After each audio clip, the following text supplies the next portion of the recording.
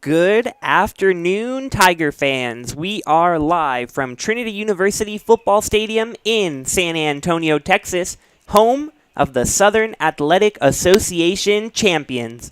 The undefeated Trinity Tigers are ready for their final game of the regular season against the Rhodes College Lynx.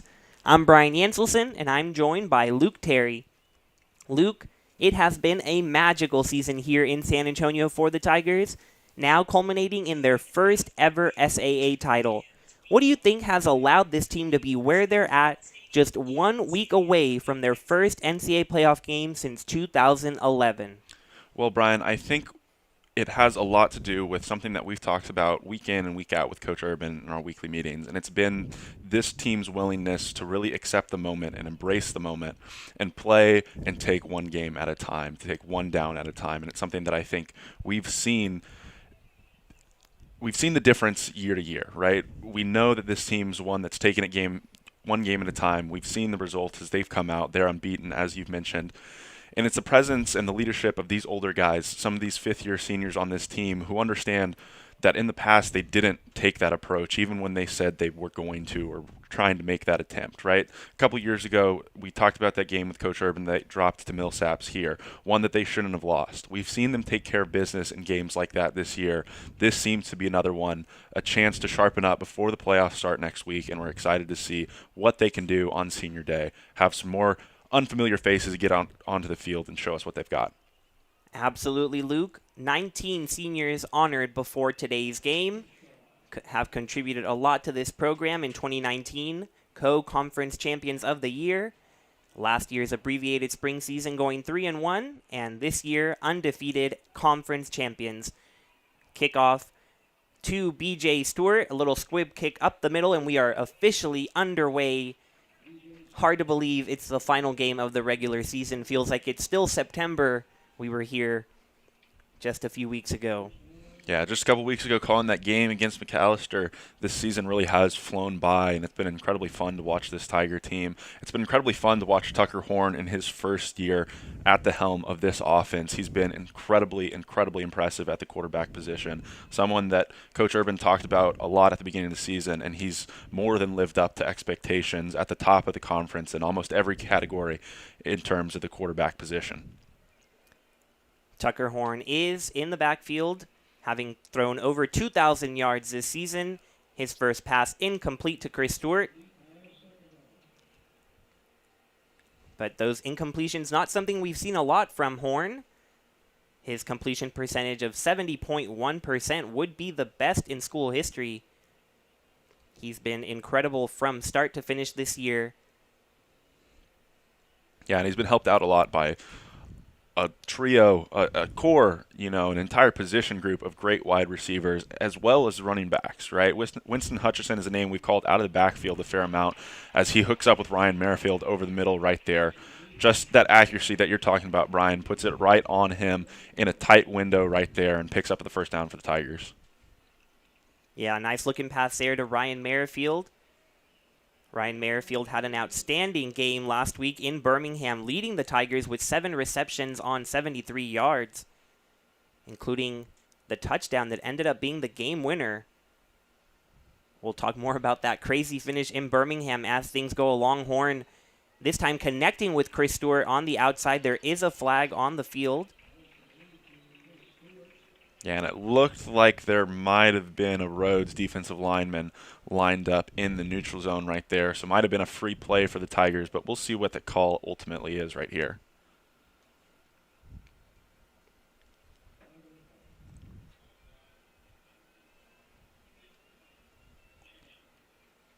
It looks like the referee signaled hold in. Not sure exactly what I heard. Sounded a little bit like offsides, but either way, the Tigers will take the yardage that they got right there. 2nd and 2 now after Horn, as you said, was able to hook up with Chris Stewart right there. Yeah, that was interesting. He did signal holding, but he said offsides. Penalty declined by the Tigers.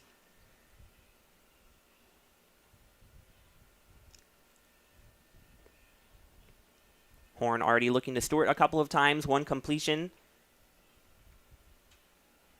Steps back to pass again, and he completes it to Merrifield again, who gets the first down and breaks a few tackles A great start for Merrifield.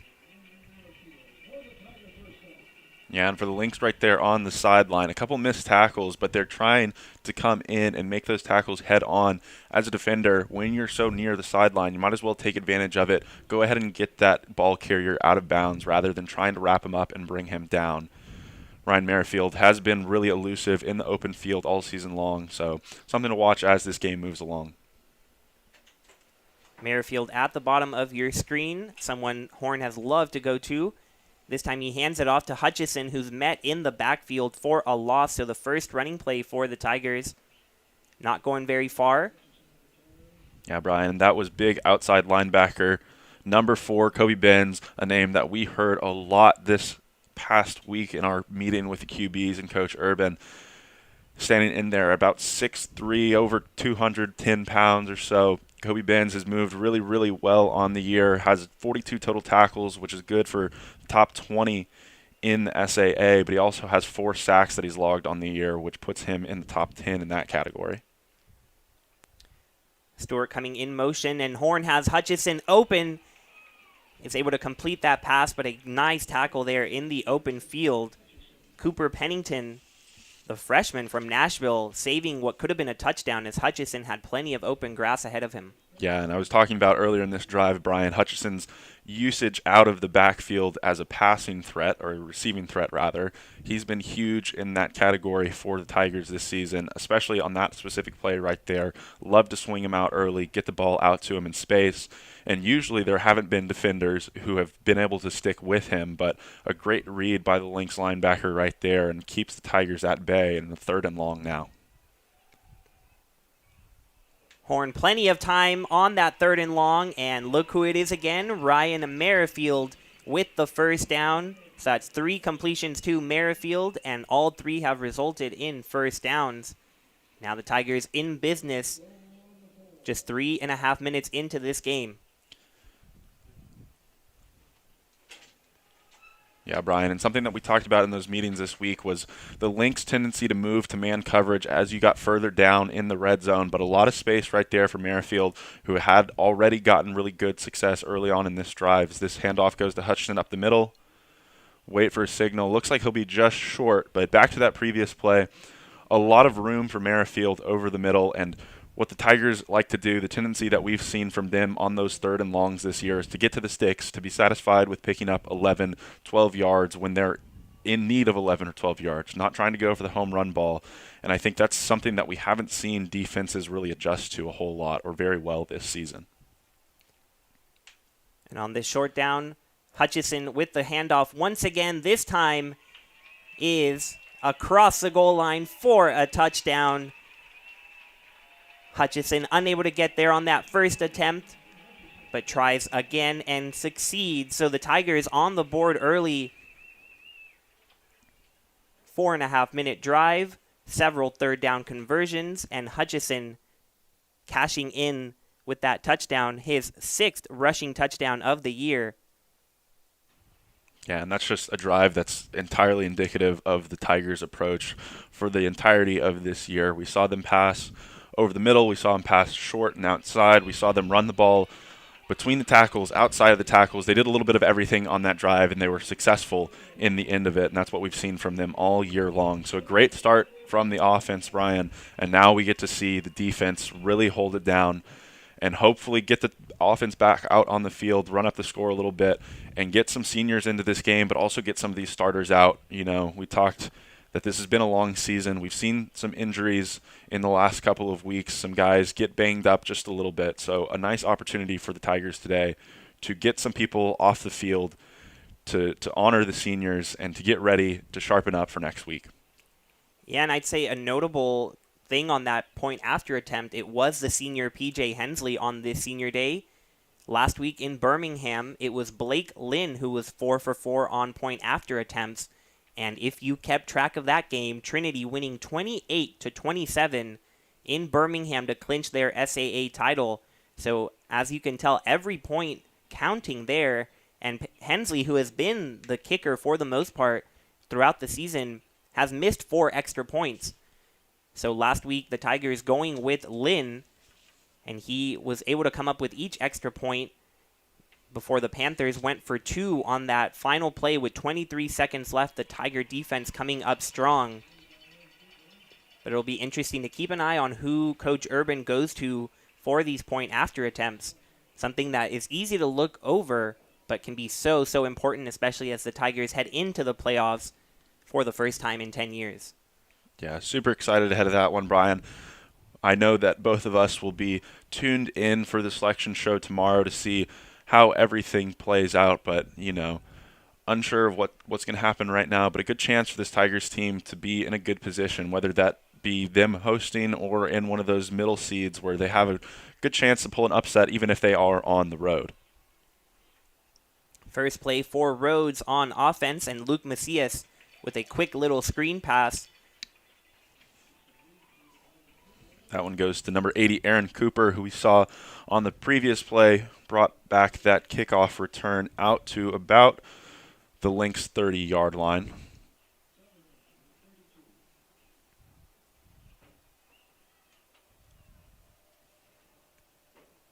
This is a Tiger defense that still ranks number 2 in total defense when you look at yards allowed, not points. And a flag there on the field. But if you do look at points, the Tigers still allowing just 9.25 points per game. That's 7th best in all Division III. It looks like that penalty is going against the Lynx, a holding call that will bring them back 10 yards. Last week in Birmingham, though, the Tiger defense allowing the most points they had allowed all season. In fact, they had allowed 47 points in their first 7 games and allowed 27 points to Birmingham. So the Panthers giving them their toughest test yet, but the Tigers able to come up, especially late on that 2-point attempt. Talked to Coach Urban, talked to Caleb Harmel, SAA Defensive Player of the Week this week, and even though we were nervous watching that, Luke, we were watching it on our phones inside the Bell Center last week.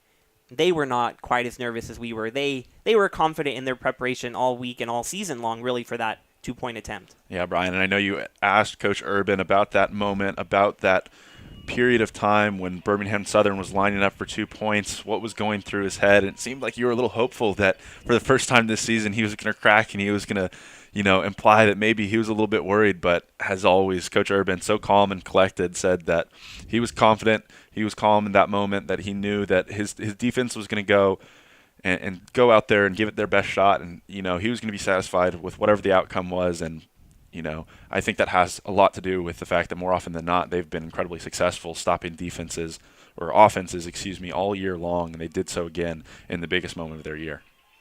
Oh yeah, there's no cracking Coach Urban.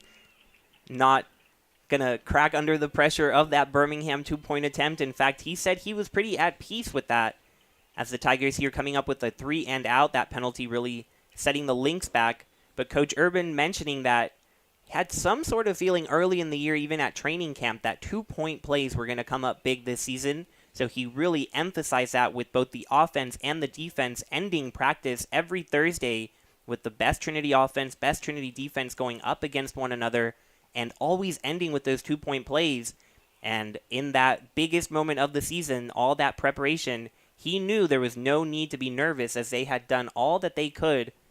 And even though they didn't practice that exact play that Birmingham ran, they were ready for the moment, for the pressure, and find themselves here 8-0, just 1 week away from the playoffs.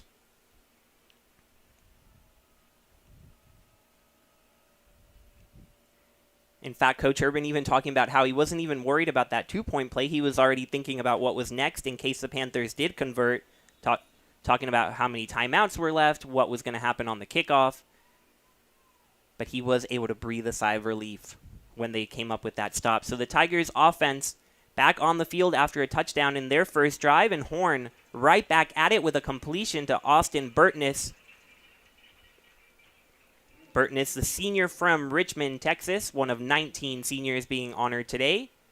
We'll try to highlight them throughout the broadcast.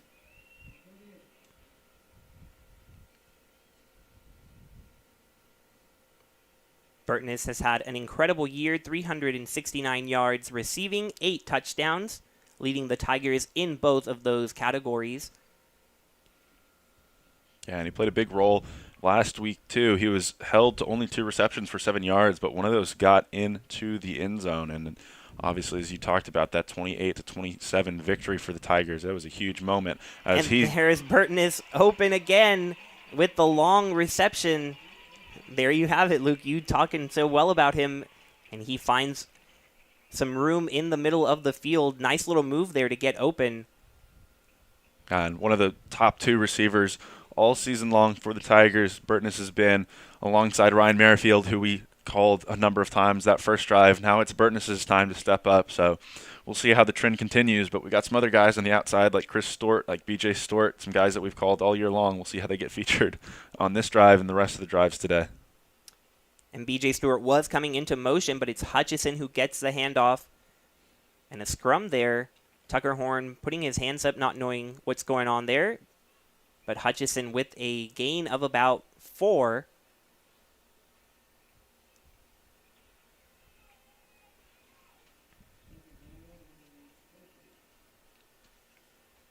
It'll be 2nd and 7. Tigers at the Rhodes 20-yard line. We've got both Stewarts at the bottom of your screen. We'll see if that's where Horn goes. Instead, looking the other way to Cole Manego, who has a nice slant route there for the first down. Again, Horn just incredible to start the day. We saw him that first attempt a little high, but since then he's been so sharp, has put the ball right between the numbers on almost every single throw. His timing's been almost impeccable, and the ball's coming out incredibly, incredibly fast. His motion right now really, really working well for him, and he's got the Tigers back in great position at 1st and goal from about the 8-yard line. And Horn looking to Manego again, but a miscommunication there. Manego looking the other direction. So 2nd down and 8 for the Tigers coming up. Manego, someone we called a lot 2 weeks ago. Last home game for the Tigers against Hendricks. Ryan Merrifield and Austin Burton is both last-minute scratches to that starting lineup. So Manego stepping up with 6 receptions, 84 yards, and a touchdown. And he's in the slot. Once again, Hutchison at the bottom. And you've got Burtness and Stewart. At the top of your screen, empty backfield for Horn. And Horn looking to his left, and he's got the super senior Chris Stewart for the touchdown. Yeah, and right there, it seems like Horn lined up, right, empty in the backfield, and he found the matchup that he wanted. We called Kobe Ben's names earlier on in this matchup. The outside linebacker standing in at about 6'3", 215 or so.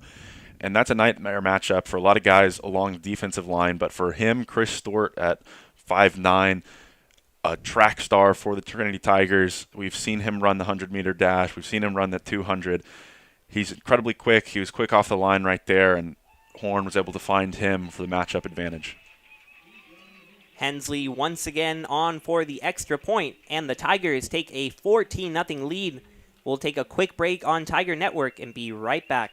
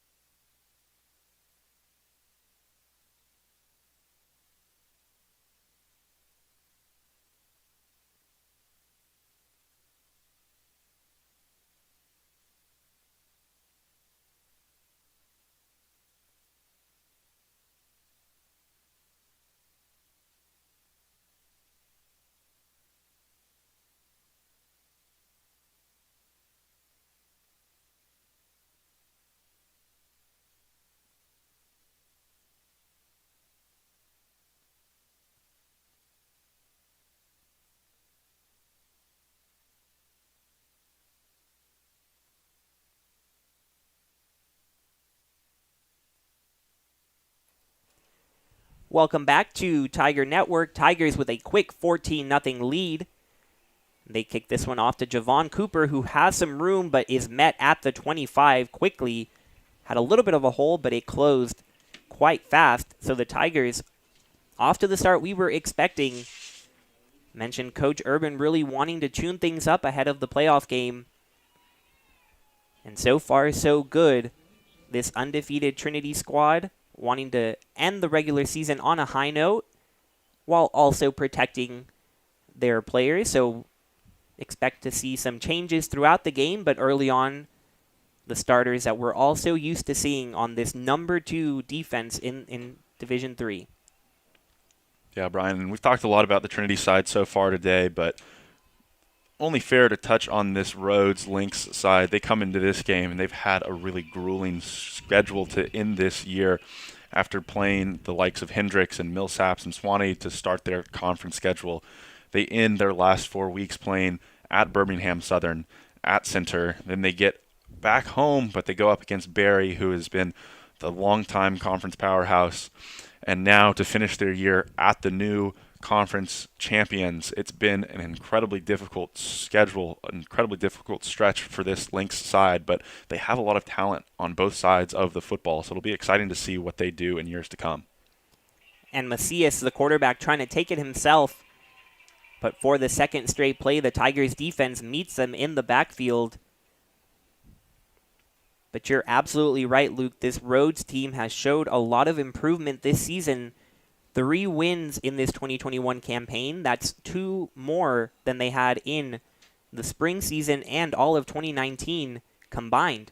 They went winless in the short spring season, and they just went 1-9 in 2019.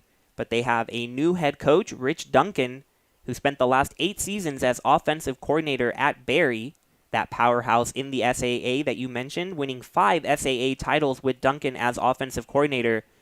So he's now come to Memphis and is trying to turn this program around. 2 nice conference wins that they've notched against Hendricks and Swanee, but a tough assignment here on the road against the conference champion Tigers, and they go 3-out once again.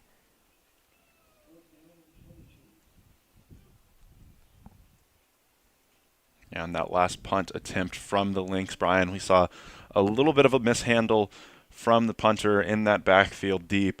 Saw the Tigers almost get home, but the end result was a low line drive kick, which Chris Stewart, as we see standing back on the 35-yard line, wasn't able to return. So we'll see if this one's any better for him right now. Stewart will just let this one bounce, and something we've seen very often here, especially since that breakout performance at Swanee that earned Chris Stewart SAA Special Teams Player of the Week. Stewart returning 2 punts for touchdowns. And so now teams really wanting to stay away from him. Yeah, but it felt like that was a little bit of a spark, a catalyst for the rest of his game. Obviously, great to get going in any capacity that you can, but he's really carried it over to his play at wide receiver. We've seen him be instrumental in some of the big games this year down the stretch, and he's really turned it on at the best possible moment this year. And we've got a new running back in the game. That's Jathan Royal, the freshman. And the road sideline saying that ball came out.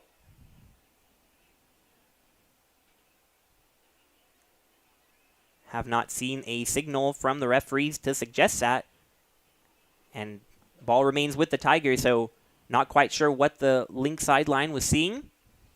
Yeah, it looked like that ball was on the ground at the end of the play, but the assumption because of that would be that Royal was down by contact and left the ball on the ground. But either way, it didn't seem as if any Lynx players picked that one up, so the Tigers' drive will continue here.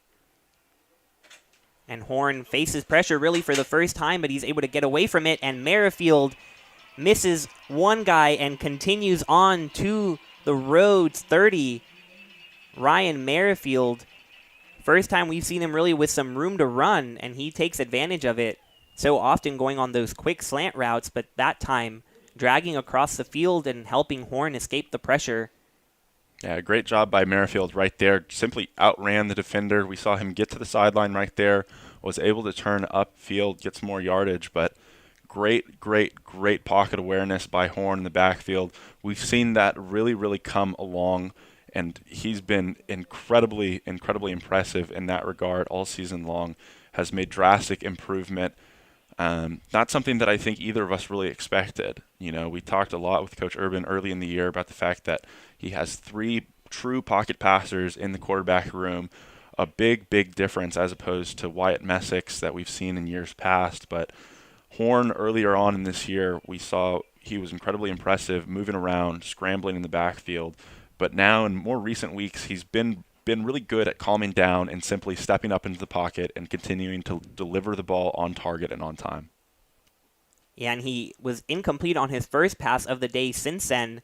10 for 11, 167 yards and a touchdown. He fakes a handoff, goes to the end zone. Merrifield brings it in for the touchdown. Ryan Merrifield having himself quite the afternoon. He brings in his second touchdown in just the first quarter. And the Tigers firing on all cylinders here as they wrap up their regular season just the way they've been playing throughout. Yeah, and for Merrifield, as you mentioned, that's 5 receptions, 112 yards, a touchdown on the day. To this point, incredibly impressive out of him, out of Horn. Of course, that was a beautiful ball over the top that he just dropped in there. Not bad defense by this Lynx side to this point, but just great offense that's humming and clicking on every single cylinder right now for the Tigers. Yeah, Merrifield, 5 receptions, 112 yards, and that one touchdown. The Tigers just putting it all over this Rhodes squad. We'll take a quick break on Tiger Network and be right back.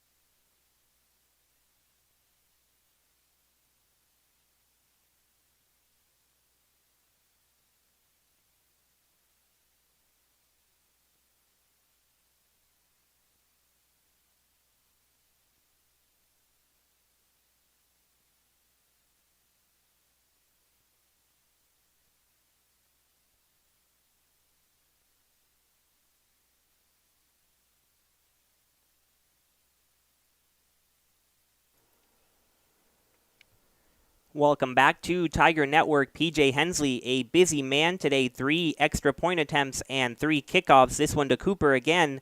Makes a man miss. And a nice return that ends up at the Rhodes sideline.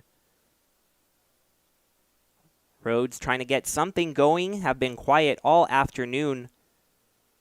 But Luke, it's what we've seen from so many opponents, especially here at home. The Tigers coming up with 2 shutouts early in the year. One against McAllister, one against Millsaps. So teams that come down to San Antonio often leave with very few points on the board. Yeah, very few points, very few yards as well, Brian. And it's because these teams, more often than not, are coming in and they're hammering things that don't work. We're seeing runs between the tackles that go absolutely nowhere, even with 3 down linemen for this Tiger defense. We see runs that are trying to go outside the tackles, get stretched to the sidelines, but we see those same defensive linemen get out there, push them even further out, and let the linebackers and safeties come up to fill their positions. We talked about it in meetings with Coach Urban this year. His belief is that if teams are going to beat this defense, they're going to have to push the ball downfield, and it's not something that we've seen teams come in and try to do very often. Macias hands this one off, and a nice burst through the middle. One of the most positive plays the Lynx have had today. It's number 31, Christian Willis. Willis, the senior from Rex, Georgia, one of 20 seniors on this Rhodes roster. It'll bring up a 3rd and 3 Rhodes with no first down completions. Tigers allowing the 2nd fewest first downs. And they will not allow one here as that pass is intercepted and now being returned for more. That's Malik Ross with the interception on the 3rd down and 3. And this Tiger defense continues to step up when it matters most. Yeah, and that was a great, great play by Ross right there. Originally lined up about 5 or 6 yards off the wide receiver, but understanding the down and distance, the 3rd and 3 right there for the Lynx, he got up in press coverage, was really physical at the point of attack. Macias maybe made the read before the play, before that ball was even snapped, saw that Ross was originally 5 to 6 yards off the ball, maybe made up his mind going there, but Ross was physical at that point of attack, as I said, and was able to beat that receiver to the ball. So the Tigers right back at it, and Horn right back to the air.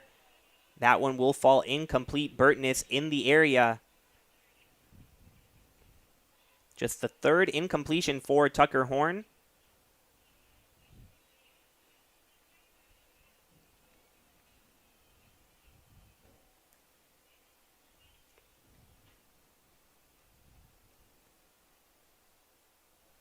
Second and 10 from the 30-yard line. Horn and Hutchison in the backfield. Rhodes defense put in a tough position, and Horn going to Burtness. Gets his fingertips on that one, but it falls incomplete. So a couple of incompletions here to Burtness. Bring up 3rd and 10 for the Tigers.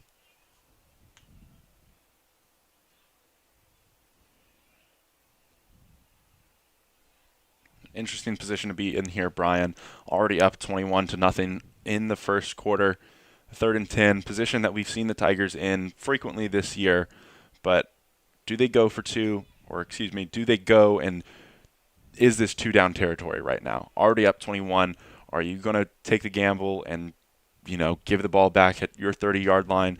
We'll see how this play turns out, but always something to consider when the Tigers are in this area in the field with a 3rd down and typically a 3rd or long. Definitely brings up an interesting question, and we have not seen very many field goal attempts by the Tigers this season. PJ Hensley just 2 for 4 on field goal attempts, and Blake Lynn 1 for 2. Maybe going into the playoffs, Coach Urban wanting to test out the kickers from a little bit longer of a distance beyond just the extra points that they're so used to trying. But first, a 3rd and 10.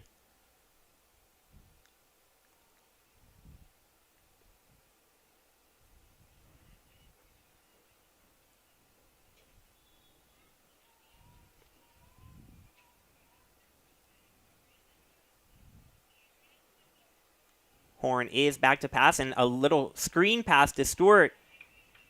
Had some blockers, but the Rhodes defense doing a nice job holding him just short of the 1st down line.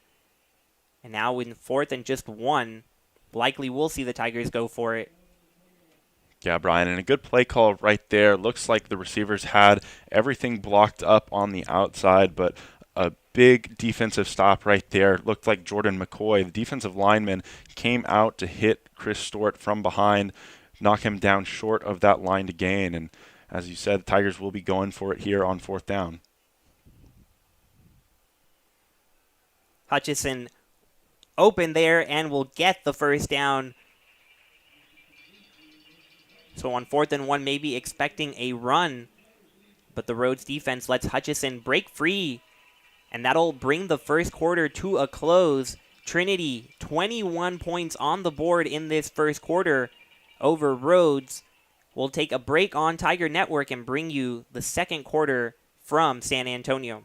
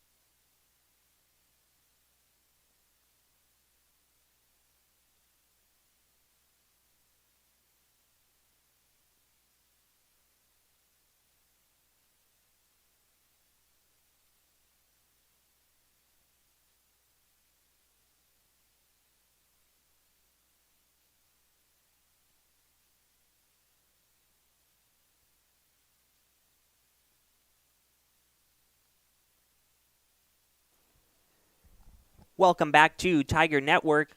Tigers in the red zone once again, already up 21-0.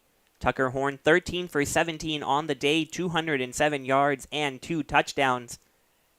Winston Hutchison adding the other touchdown on the ground. And Horn this time looking to Chris Stewart. He has the completion. And right at about the line to gain. That's reception number 4 for the super senior, who hauled in a touchdown in the first quarter. Stewart, someone who does it all, has some rushing touchdowns, receiving touchdowns, and those punt return touchdowns. And a big cushion on that route right there, just to hitch these Rhodes Lynx players playing really deep off the ball, especially on Stewart, who they know has that great speed. Have to respect that. And that pass deflected at the line of scrimmage, but it looks like a Trinity lineman was able to come up with the catch to prevent that from being intercepted. Won't count as a reception, as that's not allowed. We saw that in the Thursday night game, the NFL game, the Miami Dolphins coming up with the upset over the Baltimore Ravens. And we saw an offensive lineman, Robert Hunt, catch a screen pass and take it into the end zone for a touchdown, but it was called back for a penalty. But here it looks like they're giving Trinity the first down. So unsure exactly who caught it near the line. Looked like it was a lineman, but Trinity with the first down. And Horn finds Stewart open in the back of the end zone. Touchdown number 2 on the afternoon for the super senior. The confetti flies in the stands again. 4th touchdown of the afternoon for the Tigers.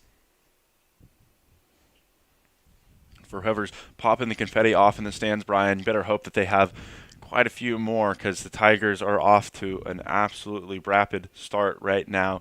Great pace, putting up 28 points almost in 15 minutes of play. It'll be interesting to see how things continue and how much longer the starters are going to be in this game. And something we talked about early on, the extra point, no good from P.J. Hensley. So that's his 5th missed extra point of the season. It'll keep this score at 27-0, but still something to look at, as these games will be extremely close in the playoffs no matter who the opponent will be.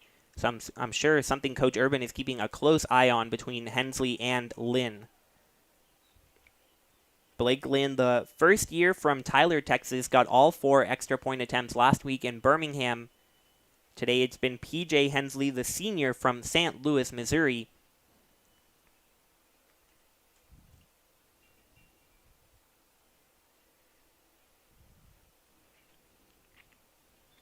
And Hensley also taking care of kickoff duties today.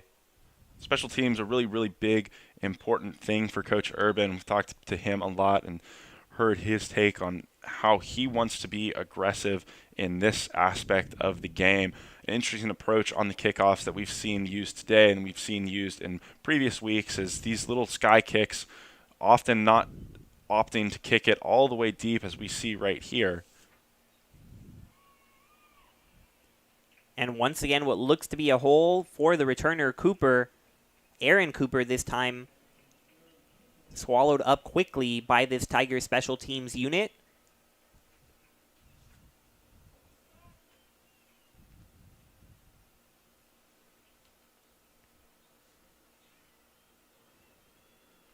So if you're this Rhodes team, down 27-0, no first downs, what do you try to do here? You know, Brian, it's a question that I think has been posed to most teams that we've seen come into Trinity Stadium this year, and it's one that no one's really answered successfully. Do you continue to work on the things that you've worked on and done the very best, or do you try and make some adjustments and attack weak points?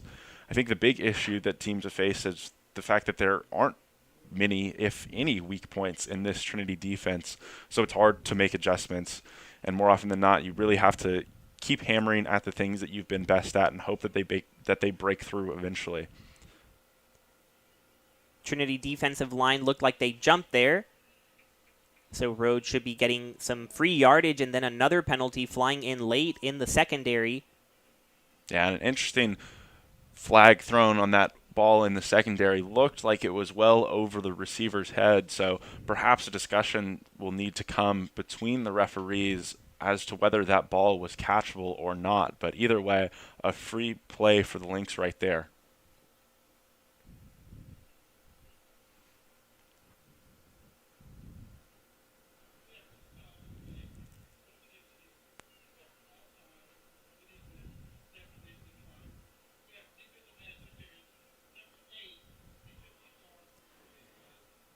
So 2 penalties on the Tigers, offsides, which is declined, and then pass interference, which is accepted, and that was called on number 8, Trey King.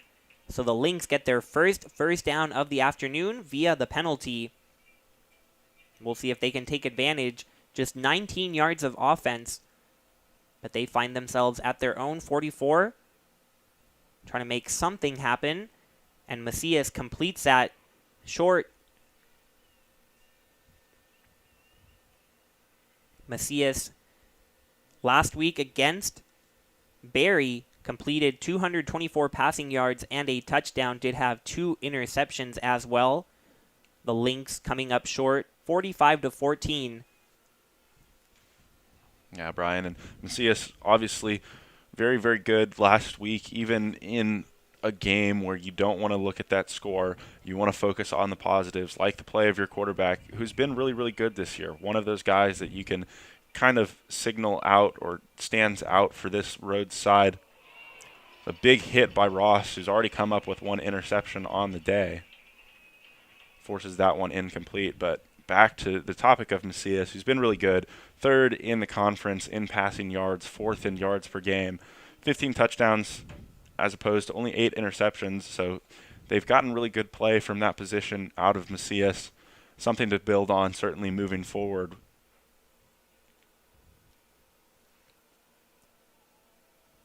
Rhodes trying to come up with their first down on their own terms without a penalty. Cooper in motion. Macias facing pressure, trying to escape, and he does. And he finds the open man for a first down, so a nice job by Macias.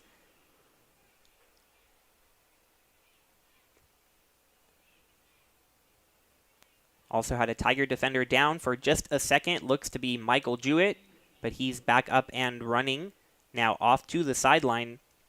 Hopefully Jewett is all right. He's replaced by Mac Douglas.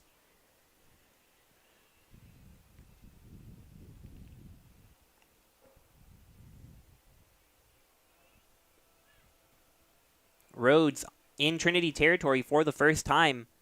Macias with a couple of nice completions, and he gets this one to Cooper, who's been one of his go-to receivers, and he gets a gain of about 4 or 5. So definitely the best sequence of plays we've seen here by the Lynx. Luke Macias, 3 for 7 on the day.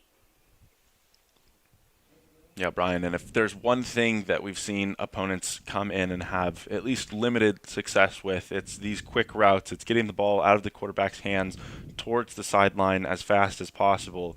And the Lynx obviously have done so a number of times here on this drive, but it's something that the Tigers more often than not have made adjustments to and been able to stop as games have gone along. Javon Cooper there with the carry, not gaining much, and it'll bring down another 3rd down. One name we haven't called today, Umikwa Kealoha, the leading receiver for the Lynx. He's been covered up. He's at the bottom of your screen, covered by Malik Ross. Tigers once again jumping offside, so Macias goes the way of Kealoha. Ross is able to defend the pass, but this one should be giving Rhodes almost a first down if it was in fact 3rd and 5 exactly, or we'll get them just about there.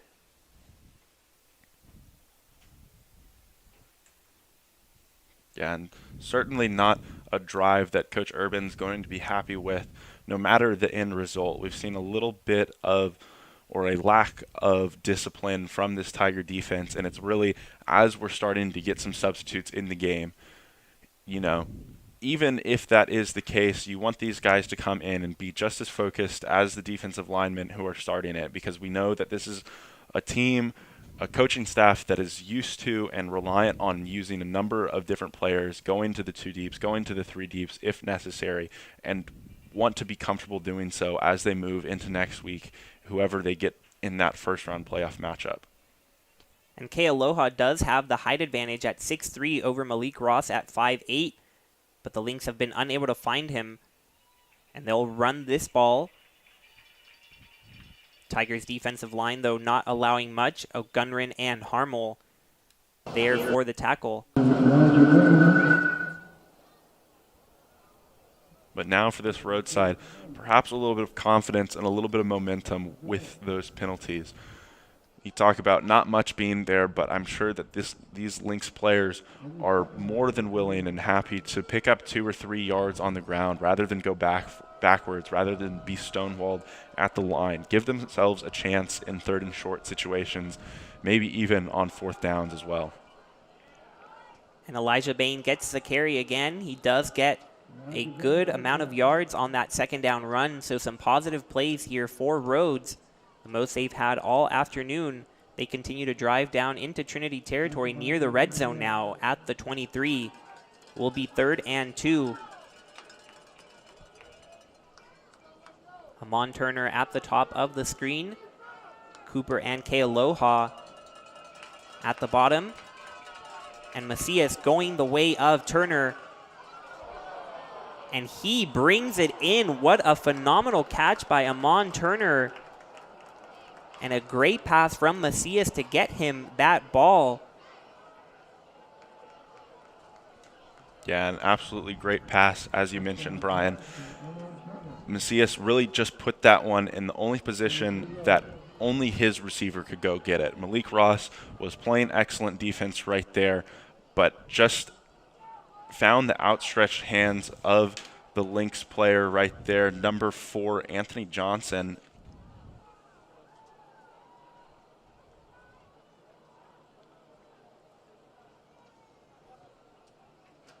Extra point is good for Rhodes, but that touchdown completion by Amon Turner getting that pass from Luke Macias. And so Rhodes, down 27-0, strikes back and is able to get on the board for the first time, now down 27-7. We'll take a quick break on Tiger Network and be right back.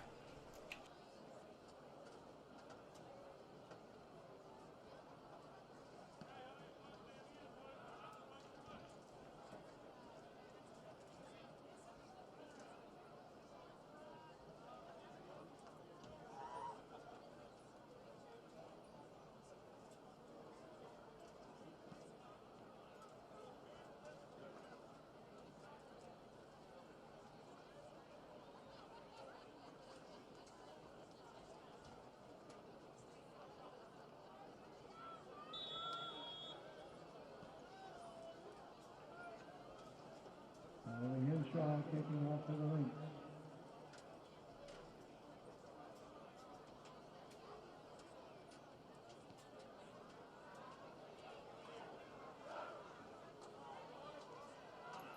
Welcome back to Tiger Network. Chris Stewart taking the kickoff return and into Rhodes territory and dragged down at the 20-yard line. Chris Stewart nearly breaking another one.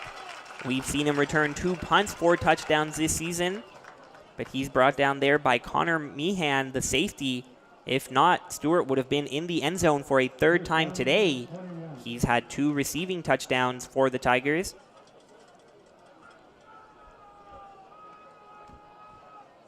Tough there for Rhodes, who's coming off a 9-play, 74-yard drive that took 4.5 minutes to give up that long kickoff return. But for the Tigers, a new man at quarterback, Will Cheney, the senior from San Antonio, hands it off on the first play, and he hands it off to a man who runs all the way to the end zone for the touchdown, Legend Grigsby, the first we've seen of him in the backfield. The receiver turned running back, showing his speed in the open space, and just like that, a touchdown for the Tigers. Didn't even have time to blink after that Rhodes touchdown. The Tigers back on the board. Yeah, and it feels like that's just an incredibly important response, Brian. Obviously, this is a Tigers defense that's given up so few points on the year, and they haven't given up many in this period of the game. We've seen teams break into the scorebook towards the end in the fourth quarter once we've seen a number of substitutes, but a big part of the reason that Rhodes was able to find the end zone in that last drive were some mistakes that were made, some offsides penalties along that defensive line. So for the Tigers to come out and answer, swing the momentum back their way is incredibly important, and hopefully these backups, these 2 deeps, 3 deeps along the defensive line and the rest of the defensive secondary are going to build on that and going to be able to make a stand, even if they are going up against number 1s for this Rhodes roster. And that was the first we've seen of Grigsby. The running backs here haven't had a ton of work, as Tucker Horn in his field of work today went 16 for 20, 224 yards and 3 touchdowns. The Tiger running backs with just 6 carries combined, but Grigsby on his first one going 21 yards and getting the touchdown. Grigsby, someone Coach Urban has talked about all year as really coming up clutch for them.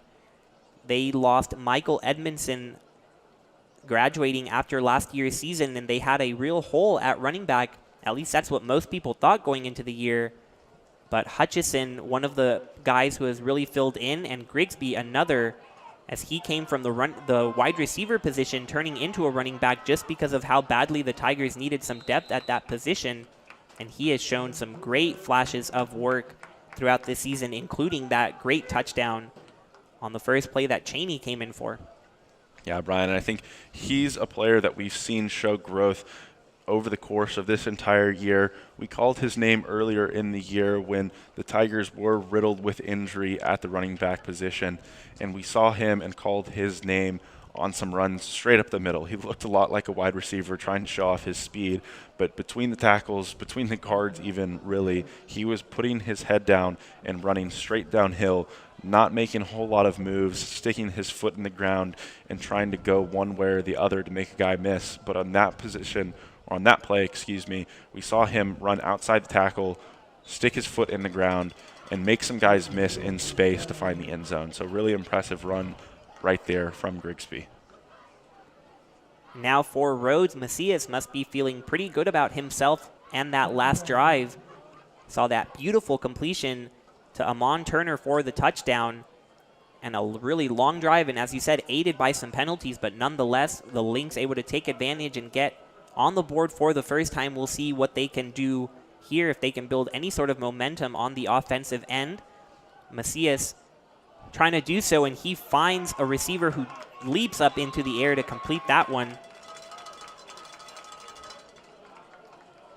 That's number 22, Walker Taylor, another senior on this Rhodes roster from Raleigh, North Carolina. That'll bring up 3rd and short for Rhodes. Defense looking mostly the same still for Trinity. Looks like we've got a few new names in there. Michael Jewett still on the sideline after he went down and limped off the field. So we've got Mac Douglas in there. And there, Harris Good breaking through the line.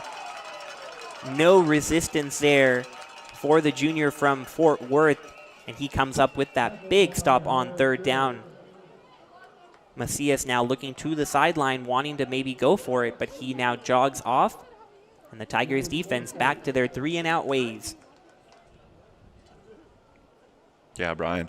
And it looked like there were a number of starters that came off the field. You mentioned Michael Jewett staying on the sideline for that drive right there. Interesting to see if he'll return or if he's going to be done for the day. And a number of other players along that defensive line, were out on that possession. So interesting to follow how that progresses throughout this game. Now on the punt return, it is B.J. Stewart returning it, not Chris Stewart. So might have seen the last of that super senior. But to your point about Jewett and some new faces on the defensive front for the Tigers, last week's game, that incredibly stressful finish, against Birmingham. Also really the first time the Tigers have faced a fourth quarter game, and Coach Urban talking about how that really could impact these guys that have been used to leaving shortly after halftime.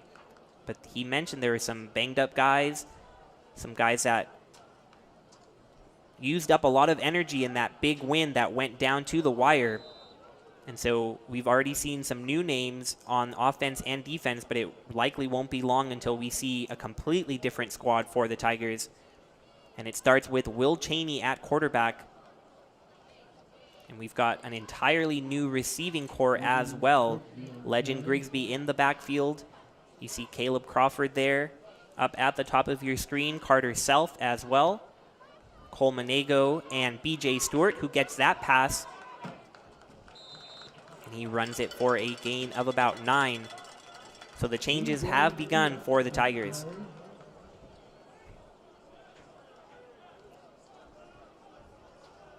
Yeah, Brian, you talked a little bit about that BSC game coming last week being one of the first fourth quarter affairs that the Tigers played this year, and certainly timed up well, I think, in terms of scheduling. You don't want to not play competitive games towards the end of your year as you approach playoffs, right? You want to make sure you have something in there, but they have this game today, kind of a good buffer period where they'll have the opportunity to sub some players out, to get some younger guys in, to get some older guys in that might not be on that first line of attack for the Tigers. But giving these first players, these first strings, the opportunity to come off the field, to rest their legs, to make sure that they're healthy entering next week, incredibly important. Absolutely, and on this senior day, trying to get everybody some action as Will Cheney finds Carter Self. We've got a couple of offensive linemen who are seniors, Brenton Ace and Zach Klotz coming in. Ace from Argyle, Texas, and Klotz from Austin.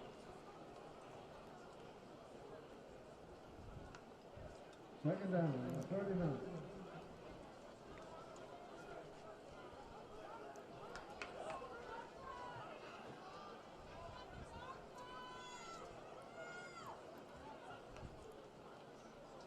Cheney fakes his handoff and has Manego open, but unable to get it to him, and a late flag here.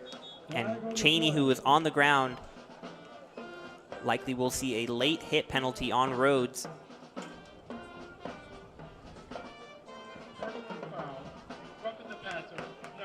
And it is, in fact, a roughing the passer penalty. So that explains why Cheney had a hard time getting it to Manego. That'll give the Tigers a first down. Yeah, an interesting call right there, Brian. Obviously, we don't have the benefit of replay on the broadcast today, but looked to me like Kobe Benz was there and in the face of Cheney pretty quickly, perhaps a little bit high on his hit, and that's why the penalty came. And the Tigers not giving up on their trickery. Little reverse there to BJ Stewart. First the handoff to Justin Carmouche, who then flipped it to Stewart. Second down, 14. Correction. First down, 14.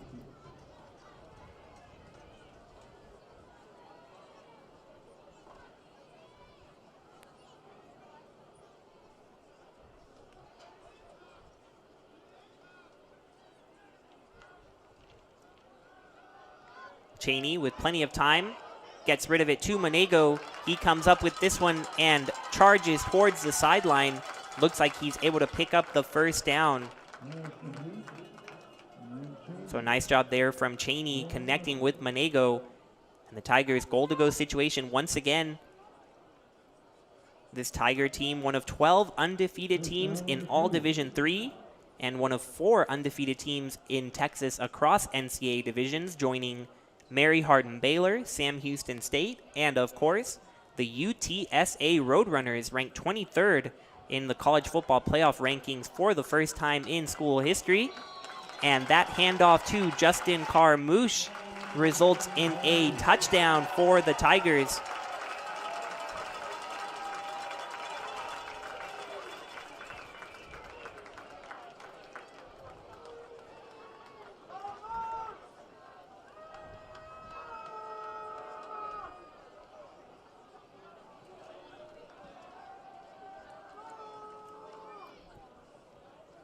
Hensley on for the extra point again. Missed one earlier, but he gets that one through. And the Tigers take a 41-7 lead.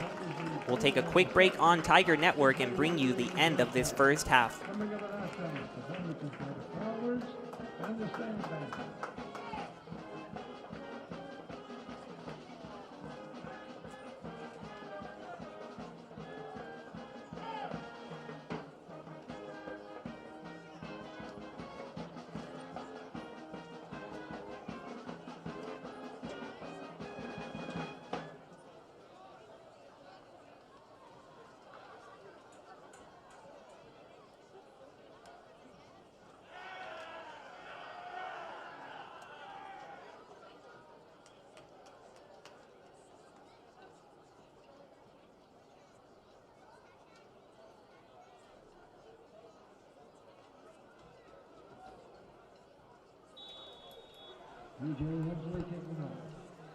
Welcome back to Tiger Network. The Tigers up 41-7 over Rhodes, and this is a big day both across campus and quite literally across the country for Trinity Athletics. Trinity Volleyball kicking off at 4 p.m. Central Time. They will be up in Hoboken, New Jersey in the NCAA tournament round of 32. Then flying across to Seattle, you have the men's soccer team. They kick off right about now, 3 p.m. Central Time. They have their round one matchup in the NCAA tournament. And earlier today here at Paul McGinley Field, the women's soccer team coming up with a big 1-0 victory over Hardin-Simmons. Katie Ward with the clutch goal in the second half. So the Tigers advancing to their round of 32 match tomorrow afternoon. We're also streaming that game, Pomona Pitzer against Pacific Lutheran. That will be who the Tigers face, one of those two teams, and that's on the Tiger Network right now. If we squint hard enough, we can see action at Paul McGinley Field from where we're at up in the press box. Just success everywhere you look on Trinity's campus this year. Luke, I know you've been part of a lot of this action, attending many of these games, and just a great time to be a Trinity Tiger. Absolutely, and so nice to be able to be back in the stands, whether that be out in the beautiful weather that we have here at Trinity Stadium or out at Paul McGinley Field, but nice to be back inside to watch some action with the women's volleyball team that's been so incredibly impressive all season long, but also as we see the men's and women's basketball teams get their seasons started the past couple of weekends. They've had some pretty impressive showings as well. So it looks like we'll have a full calendar year, academic year, of really great, impressive athletics going on campus. Yeah, just last weekend, it feels like a lifetime ago with all that happens in just a week here at Trinity. But the women's volleyball team clinching their SCAC championship, and just a couple hours later, found me very confused with no net in the middle of the court. Instead, two hoops at the end of the court with men's basketball starting their season off, and probably the most electric I have ever heard CalGuard Gym. Just with being unable to have fans for so long here on Trinity's campus, it was incredible to see the energy, and to see the energy here at the football stadium. Had full stands throughout this season. Crowds of nearly 2,000 people in these renovated bleachers in every home game, and they've had plenty to cheer about with this undefeated Tigers team who forces another 3-and-out. Rhodes, who had found some momentum scoring in this second quarter, Macias connecting with Turner and getting some of their first downs of the game, unable to come up with something at the end of this first half, so they will punt from the back of the end zone. A tough spot here for the punter, Wiley Henshaw. Not a lot of room for air, and it bounces, but Henshaw able to collect it and send it off to Stewart, who lets it bounce. And the Tigers will take over at about the 43. Just 17 seconds left in this first half. We'll see if the Tigers gun it deep or if they just run it out or take a knee to head into the locker room.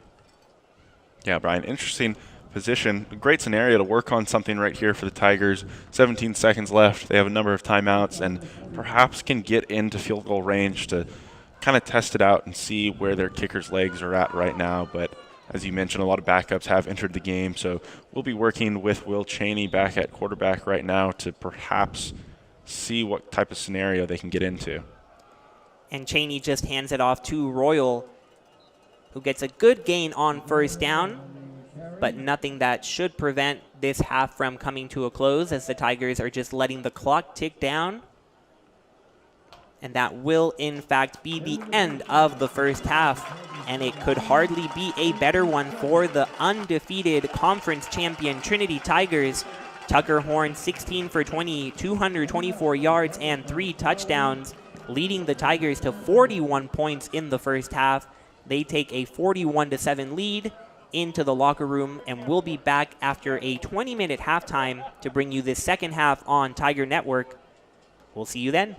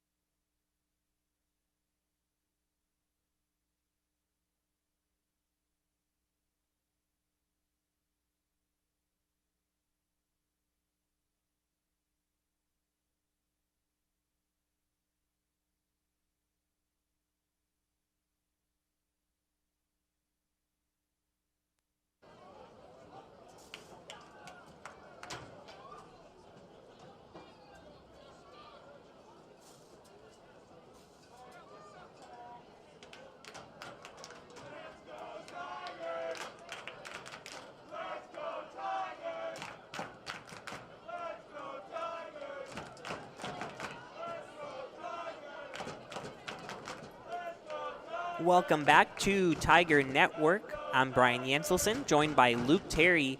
Trinity Tigers 41-7 lead. A phenomenal first quarter in really all facets of the game. And they will kick off this second half, handing the ball to Rhodes, with likely an entirely new squad out there, both offensively and defensively. Especially on this senior day, mentioned at the top of the game, 19 seniors getting honored, running through the tunnel of players and handing a rose to their families who each got to be on the field. So a nice moment always. But what we do know, Luke, this will not be the final game for these Trinity Tigers. Could be their final home game. We won't know that until 4:30 tomorrow afternoon. But they will be going to the NCAA tournament for the first time since 2011. So whatever happens here today and tomorrow, we know the Tigers live to play another day. Yeah, Brian, as we talked about a little bit earlier, I know that both of us will be tuned in to that selection show, keeping a close eye on how everything plays out, 32 teams will be going to the playoffs. We know that for sure. And we know that 27 of those will be automatic bids, those being conference champions. That's why Trinity already knows that they'll be playing for a national championship in at least some capacity. They'll be playing for that opportunity at some point. Those other 5 teams being made up of at-large selections. And it is possible, Brian, that we see 2 SAA squads in the playoff this year, especially considering the regional rankings that the NCAA released this week. We saw that Birmingham Southern, we saw that ball go down the right sideline, broken up ultimately. Rhodes will have it at 2nd and 10 at their own 26 right now. Back to those regional rankings that were released this week, we saw Birmingham Southern 3rd in Region 3 behind Trinity. They are the top non-automatic qualifier in the region, so that gives them a really good chance to make that playoff. Those 32 teams will be split up into 4 regions, Brian, with each of the 8 teams in those brackets being ranked 1 through 8. So we'll see where Trinity ends up. We talked about it a little bit at the break, how it's interesting when you have 27 at-large bids, 27 automatic bids coming from conference champions, right? You're going to have a lot of teams that have 1 losses, maybe even 0 losses on the season like this Trinity side does. So interesting to see how the NCAA will sort through those and come up with some rankings. I can tell you one thing for sure is Macias is unable to complete that pass to Turner. Tiger fans breathing a lot easier this week than they could have been if it weren't for that 2-point conversion stop. Everything could have been so different just 1 week ago in Birmingham. Watching on the edge of our seats, the Tigers defense coming up with that huge stop as the Panthers, going for it all, had come up with the touchdown that could have tied the game and forced it into overtime. But instead, Birmingham Southern going 4-2 with 23 seconds left. And they had a man that could have caught it, but it just fell through his hands. And the Tigers able to survive and get their first ever SAA title in their first tournament appearance since 2011. The Tigers joining the SAA just in 2017. And the class of the conference had been Barry since Trinity joined. But the Tigers beating Barry earlier this year in Rome, Georgia, and then going on the road in Birmingham. So 2 of their biggest wins coming on the road, really taking care of business. But as you were saying, the 5 at-large bids is just absolutely not a spot that these Tigers wanted to be in, and thankfully they are secure watching that selection show tomorrow. We just have to find out where they'll be playing and against whom. Yeah, and incredibly exciting. You talked about that that nerve-wracking 2-point attempt that the Birmingham Southern Panthers went for last week. I know both of us were sitting in Calgard in the Bell Center kind of debating, were the Panthers going to go for 2? You know, you brought that up. I thought there was no way that they were playing for overtime in that moment. And then we got split up. We had to watch it each on our own. I know that both of us were biting our nails. That one was coming down to the wire. But even before that play, an incredible goal line stand by the Tigers forced the Panthers into a 4th down. And even from within the 1 yard line, there was a little bit of a question as to whether they were able to get into the end zone actually. You know, that one called a touchdown on the field, but incredibly close. I know that some Tiger players were running off the field under the impression that they had come up with the goal line stop, but that wasn't the ultimate case. But they responded really well in that moment, able to step back up when the ball was pushed back just a little bit and get that stop, come off the field, and, you know, ultimately get the ball after an onside kick looked like it was recovered successfully, but the penalty gave it back to the Tigers, and they are here playing at home, unbeaten still. It will certainly be a play that's remembered forever, and Will Cheney escaping pressure and gunning it down the field. He finds the open man, Carter Self, who's downed at the 1.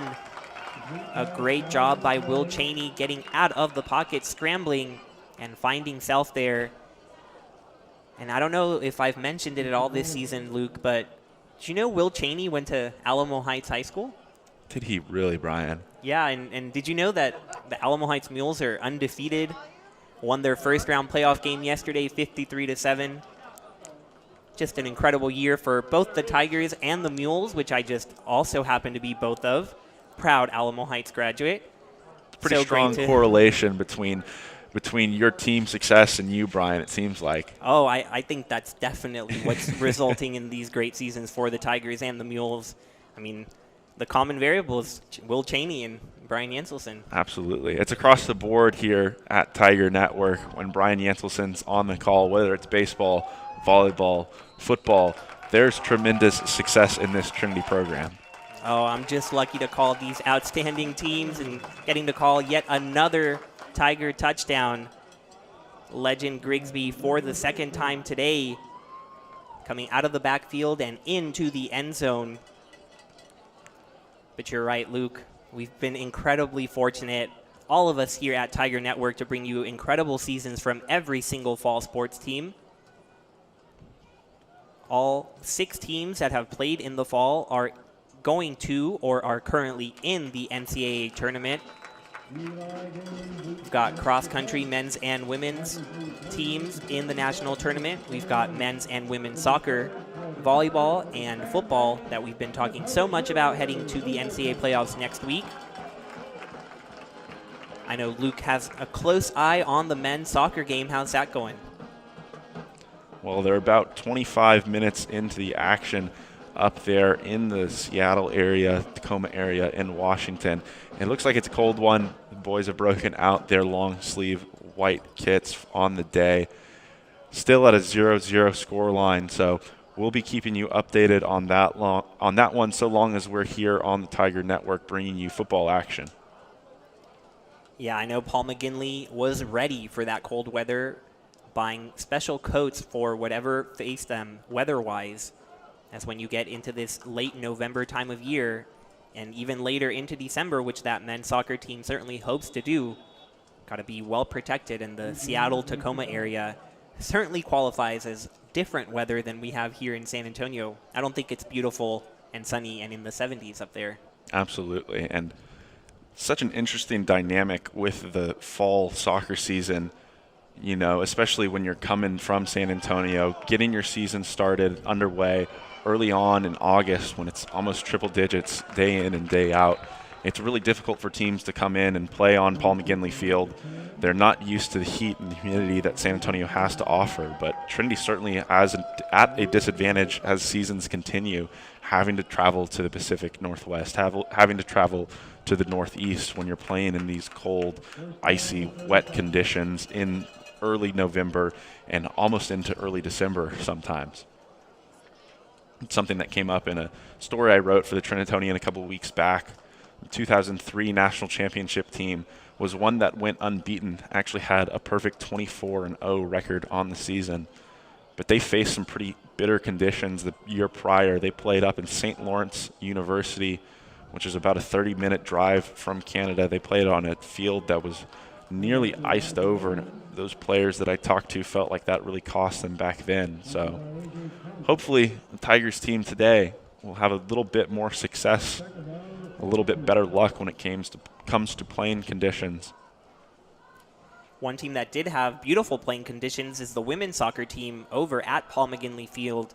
They're the one team that has gotten to host the NCAA Regional, and they came up with a 1-0 victory. Excuse me, talking about soccer. 1-0 victory over their regional rival Hardin-Simmons. And checking over at the scoreboard, Pomona Pitzer coming up with the 1-0 victory over Pacific Lutheran. And so the Tigers will face Pomona Pitzer, the 1 and 2 teams in the regional, tomorrow at Paul McGinley Field. That'll be on Tiger Network as well. Ryan Figert bringing you all that action.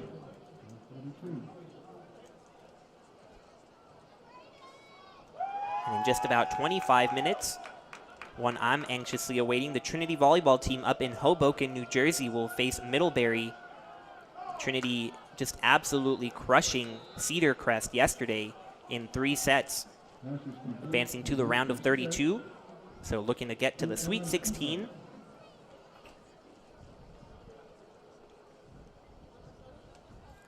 Here in San Antonio for Rhodes, Luke Macias remains in the backfield as quarterback. They're down 48-7. Had some momentum in the second quarter, the most positive yardage that they've had all afternoon. Had a beautiful completion from Macias to Amon Turner, just floating to Turner, who was able to come up with the diving catch in the end zone. But that's all that the Lynx have been able to muster, just 90 yards of offense and 5 total first downs. This Tiger defense has shut them down as they've done so many times before. Number 2 total defense in Division III, just 9.25 points allowed per game. That's 7th best in the country. Rhodes getting up on the board, something Millsaps and McAllister were unable to do against the Tigers. And now Macias finds Cooper at the Trinity 20-yard line. A nice job by Macias on the run. Yeah, and that's something that we've seen now a couple of times here in the second half, Brian. Certainly an adjustment that it looks like Rhodes College has made here today, an adjustment that we haven't seen from other teams on the season, but one that we've talked about in the broadcast a little bit, and that's trying to get your quarterback on the run. And obviously not every team that comes in at this level has a guy with the legs or with the capability to throw and make accurate deliveries on the run. But Macias, a couple times already, has been really, really successful in doing so here, and they've had some good results. Yeah, and Macias there trying to get loose, but Cannon Starkey able to wrap him up. But we talked a little bit about this Rhodes program that has started to turn things around this year thanks to new head coach Rich Duncan. After 8 seasons as offensive coordinator at Barry, he's not the only new face on the Rhodes sideline. Matt Cobb, the new offensive coordinator, and Andrew Chow, the new defensive coordinator. So a whole host of changes up in Memphis, Tennessee, home of Rhodes College. And really you see the bright spots. Macias, a junior, Cooper, a sophomore, Kealoha, a sophomore. So some of the big contributors for this Lynx offense will be returning and will be continuing to grow in this very competitive SAA. You mentioned might be one of the only conferences in the country to have 2 representatives in the NCAA playoffs. Rhodes trying to improve things up in Memphis. Beautiful city to visit. Yeah, and one that I drove through just a couple of weeks ago, Brian. Unfortunate to miss that Hendricks call with you, but always great to drive through the city of Memphis, see that great Bass Pro Shop pyramid late at night, lit up, the bridge over the Mississippi. Such a beautiful scene.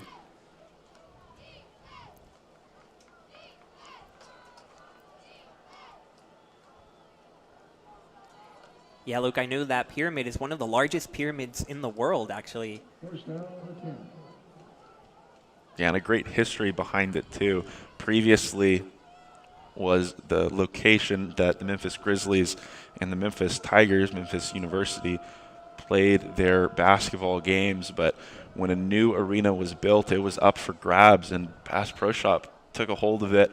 Incredible to see, you know, really the 8th wonder of the world, in my opinion. You know, 2 very contrasting cultures maybe clashing a little bit, but still, nonetheless, a really incredible sight. And if you're ever in Memphis, for those listening to the call, I would absolutely suggest getting over to the Bass Pro Shop Pyramid, maybe even staying a night up there in the hotel that they got around the outside.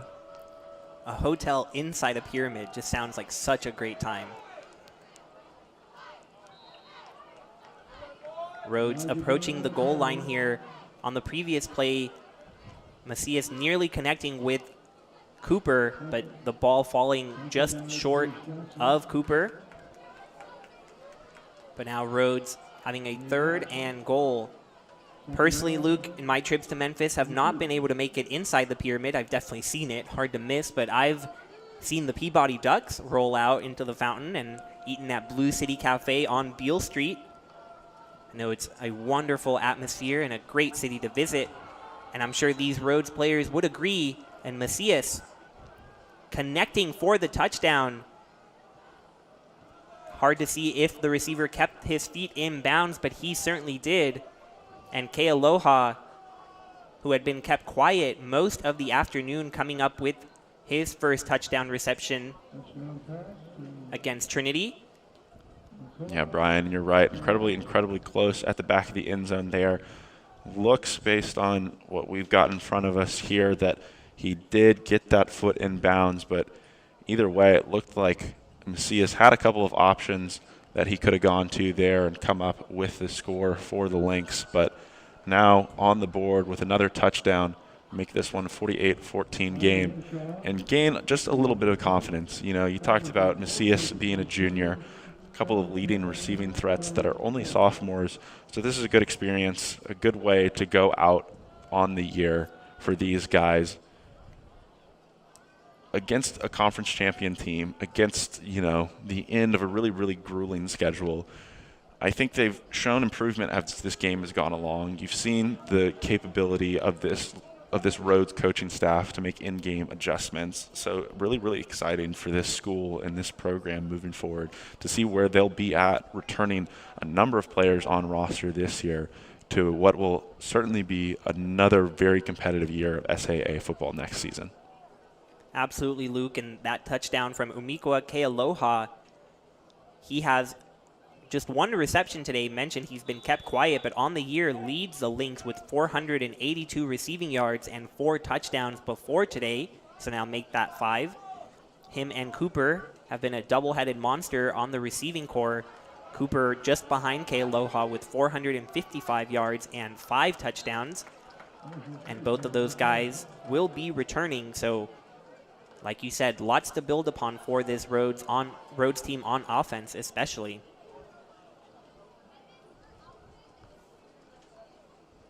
First down to the 40.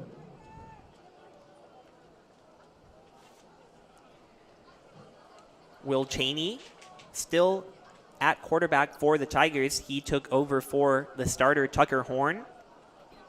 Horn went 16 for 20, 224 yards and 3 touchdowns. Cheney, since coming in, has thrown a touchdown. Has not thrown for a touchdown, actually. That was a rushing touchdown that the Tigers were able to get on both attempts with Cheney in there. But Cheney has completed 5 of 6 passes, and he completes another one there to start this drive. Another new name there, Connor Macias, a senior wide receiver from Austin. Cheney, a senior himself.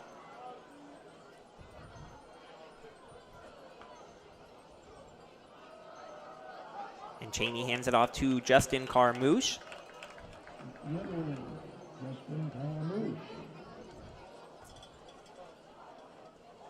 Second down. Number 45. Has to be a little weird for these seniors to know it could be their last home game, but it may not be, depending on what the NCAA committee decides. But I'm sure they're taking in every moment. Yeah, a great opportunity. Whether or not this is their last game in Trinity Stadium here today, another aspect of that playoff format that is worth mentioning, Brian. No matter whether or not this Tiger team stays at home or goes on the road, something that came up in our meeting with Coach Urban this week, something that you can find when looking up playoff information on the D3 format is that teams that make it, home and away teams both, are limited to 58 men in uniform on the sidelines. They can bring all their guys to the games, but those that don't suit up and play will not be allowed in the box. They'll be up in the stands. So whether the Tigers are here at Trinity Stadium next week or on the road, wherever that might be, they'll only have the luxury of suiting up 58 of their players. Definitely will be hard to limit this team that has seen so many of their players out with opportunities to play, especially on the second halves of these games. The Tigers will be forced to punt for the first time today. On that last play, Min Jong with the sack of Cheney. So a 4th and 13 for the Tigers. And Eli Gaiman out there for the first time.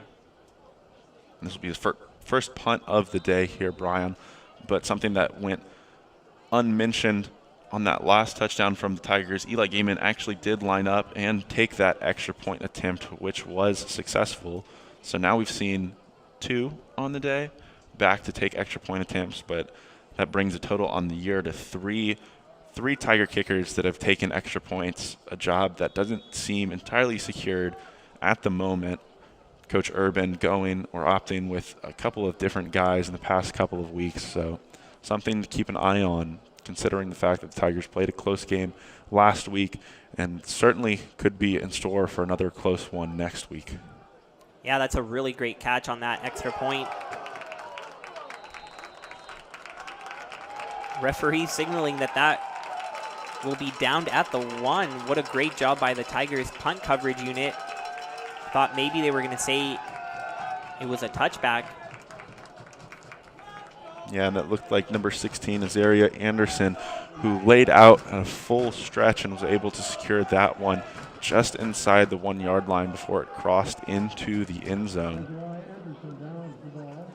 But on your note about Gaiman coming on for the extra point, I know from my conversation with him earlier this year after he won SAA Special Teams Player of the Week that he became punter and also kicker in high school because he was on the soccer team, as so often happens.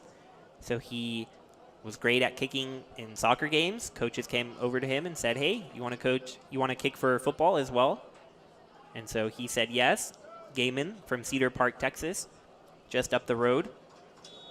So it will be interesting to see if he's the one that takes over that extra point role. But for Rhodes, a really tough position here in their own end zone. Able to get out of it for the moment, but not going farther than that. So they'll still remain backed up. Macias handing off to Christian Willis, the senior from Rex, Georgia.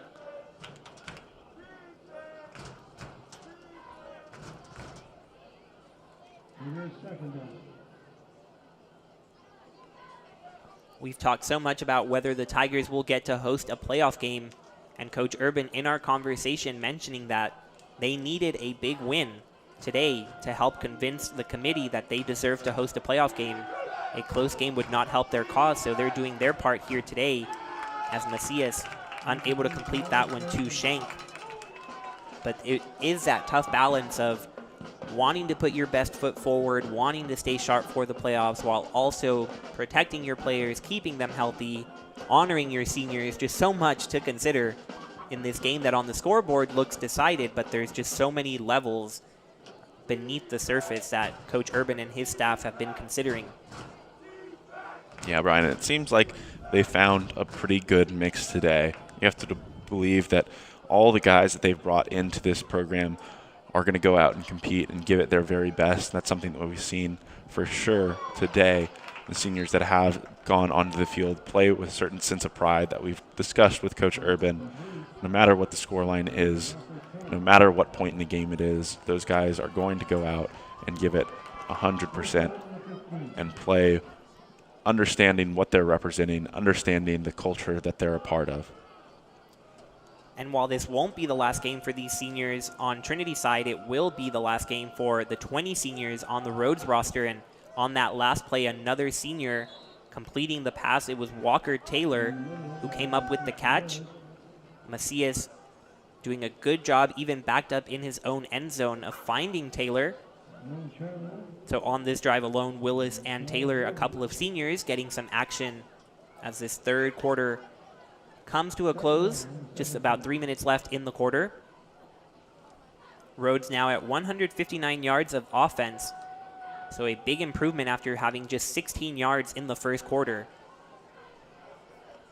Macias stepping up to run, and he gains a couple of yards, going straight into the teeth of this Tiger defense.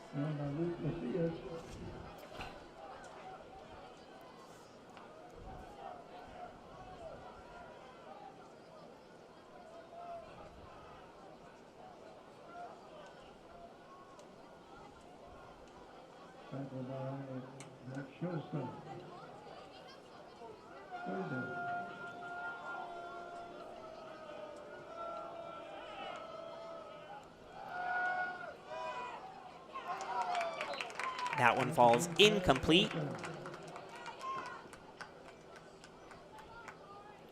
Macias, though, looking to the sideline and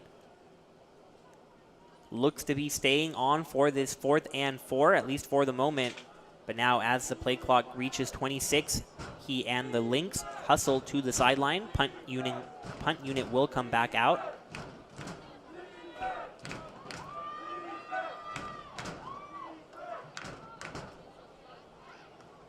An update from Tacoma. Men's soccer tied at 0 still. First half coming to an end, 42 minutes in. And that punt is blocked by the Tigers. And bouncing on it is the Trinity team. That is number 40. Bouncing on that in the end zone. This Trinity team not giving up a single inch in any unit of the game. Yeah, number 40, as you mentioned, jumping on that one. More than likely, linebacker Cade Rabson back there to convert that into 6 points for the Tigers. But it looked like first-year wide receiver Tyson Cornett was the one to get back there and put hands on the football. We've seen earlier on that first half a little bit of a struggle for Rhodes with some of those punts. That one snap a little bit high and to the left and threw off the timing just enough to let Cornett burst through and get his hands on the football. And something we've been keeping a close eye on all game. It is Hensley back out for the extra point, so a lot of back and forth. The point after carousel here in San Antonio for the Trinity Tigers. I guess at worst you can say that there's 3 guys who can be counted on for these kicks. Absolutely. Good to know in a potential situation where maybe you miss an extra point next week in a playoff game, you'll have a couple other guys that you can call on and feel comfortable to step up in that role and knock some through the uprights. But that punt block, as you mentioned, was in fact Tyson Cornett, recovered by Cade Rabson. And just another example of how, even though this Tiger defense had allowed 14 points, they're then able to recover on special teams and do something special on that part of the field. That just adds to the offense that they've had throughout the game. Just no facet that you can relax on against these Tigers, and Rhodes experiencing that this afternoon.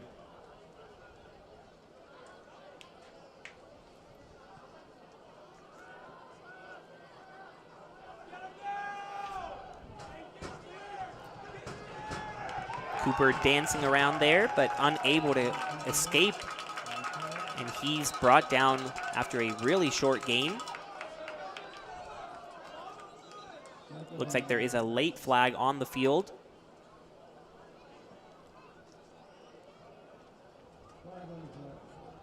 Both teams have done such a good job avoiding penalties on these special teams plays. We so often are calling blocks in the back or holding calls on these kick returns. We had avoided it for the most part, but we'll see what happened here.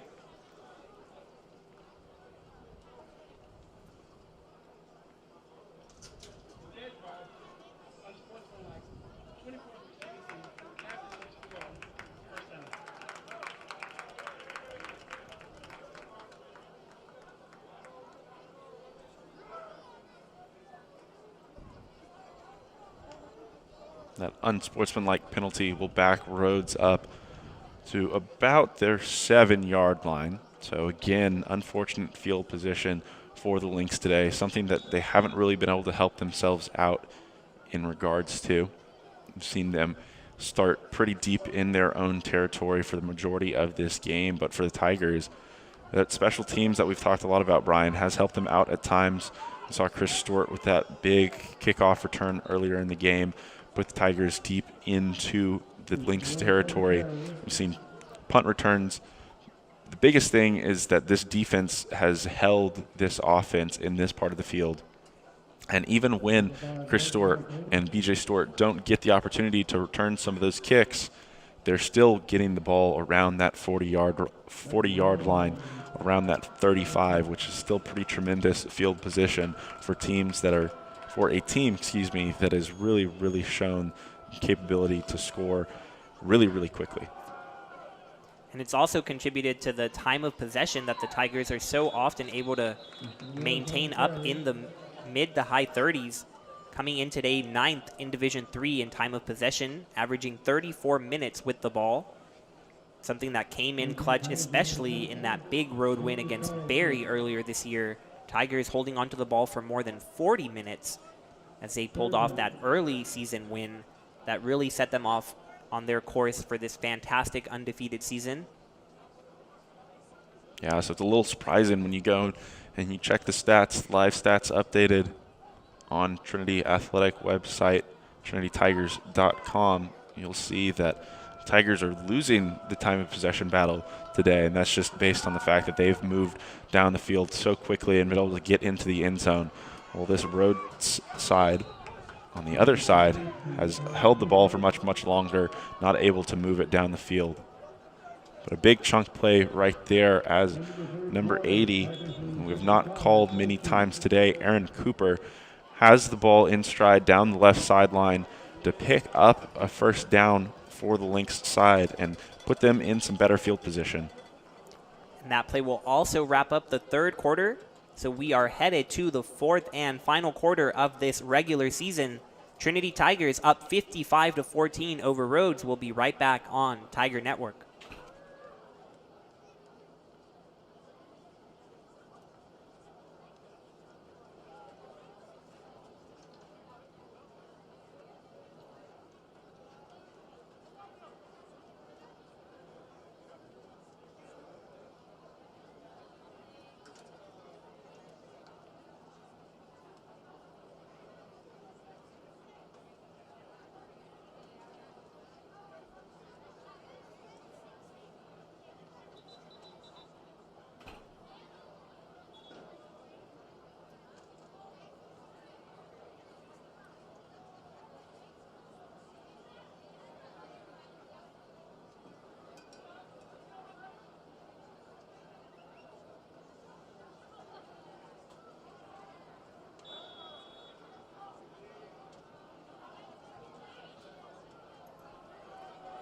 Welcome back to Tiger Network.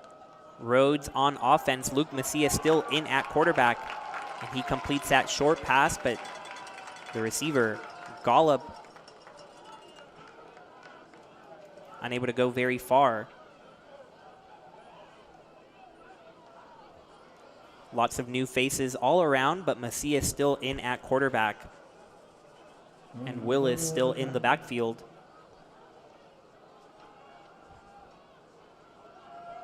This Rhodes offense that has been able to move the ball a couple of times on this Tigers defense.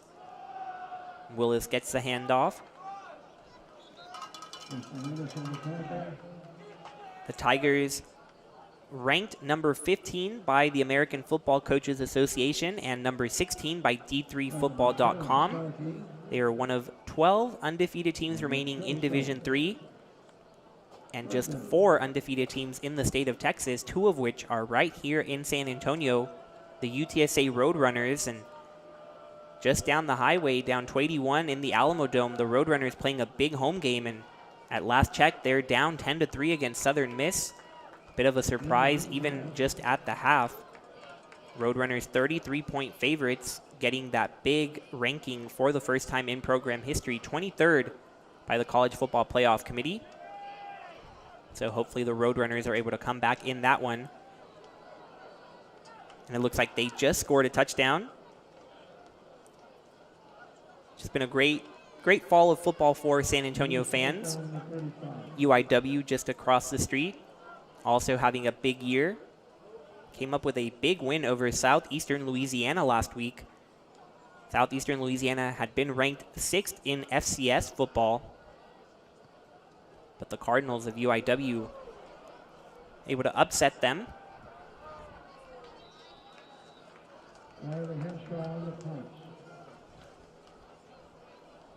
Yeah, Brian, and you mentioned those rankings for this Tiger side, that 15-16 spot. As we currently stand, we'll see if they move up any further in what will likely be the last regular season ranking of the year that'll come out this next week. That 15-16 spot, out of 32 teams, that would put them in the top half, but of course that's not an official NCAA ranking. So it'll be interesting to see how things change based on the regions.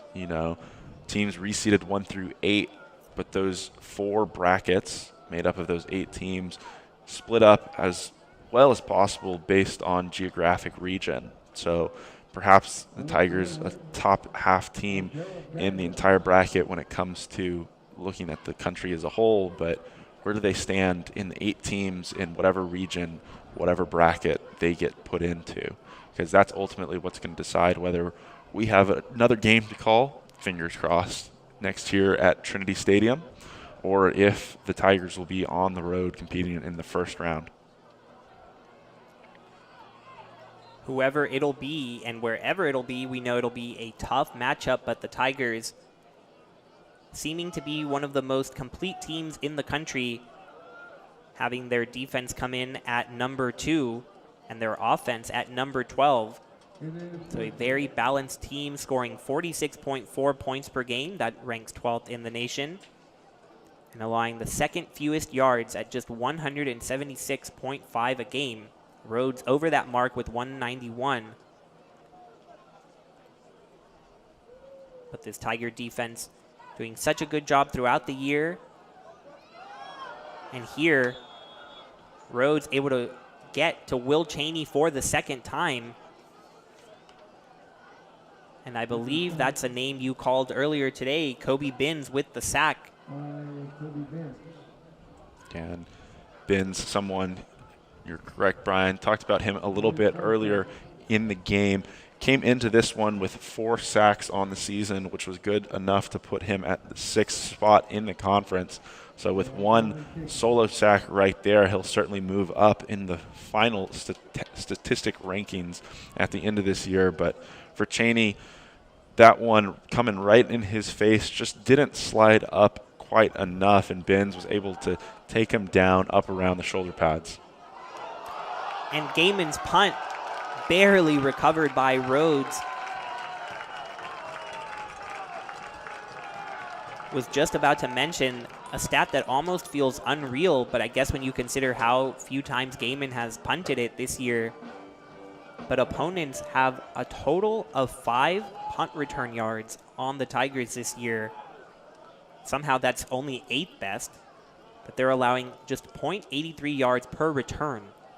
And you see there, after they blocked a punt on the last one, this Tigers punting unit on the other side almost recovering a fumble. So they're just everywhere. Yeah, and this punt unit has been a real bright spot, something that maybe goes a little bit unnoticed for the Tigers. As you mentioned, that's a fantastic statistic. Gaiman, as you talked about earlier, was honored as the SAA Special Teams Player of the Week earlier on in the season. But on top of that, we've seen a couple of fake punts that have been run that have been incredibly successful on this Trinity side of the ball. So this special teams, again, as Coach Urban has talked about and hammered home, is incredibly, incredibly important for this team and something that's going to play a big, big role. Certainly something that can be forgotten about and overlooked by opposing coaches. And Gaiman's award earlier this year came in that Barry game that we talked about being so crucial early on in the season, as really proving to the conference and to the nation that the Tigers were in fact here to play. And Gaiman with 3 punts that averaged 47 yards. And so that earned him at the time the SAA Special Teams Player of the Week. And it just goes hand in hand with all of those numbers, holding the ball for 40 minutes, being able to punt and pin bury deep, just all the parts of the game coming together. And not much has gone wrong for this Tigers team.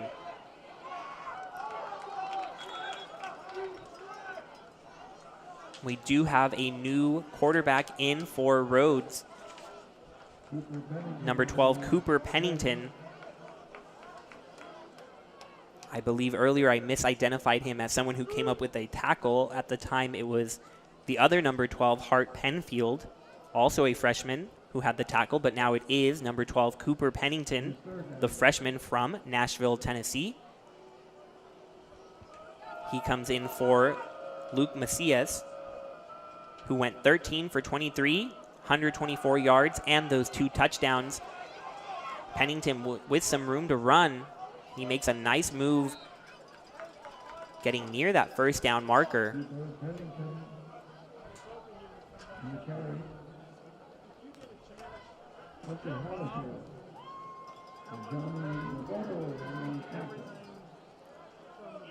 Pennington just short of the first down. It'll bring up a 4th and 1, but the Lynx are out there ready to go for it.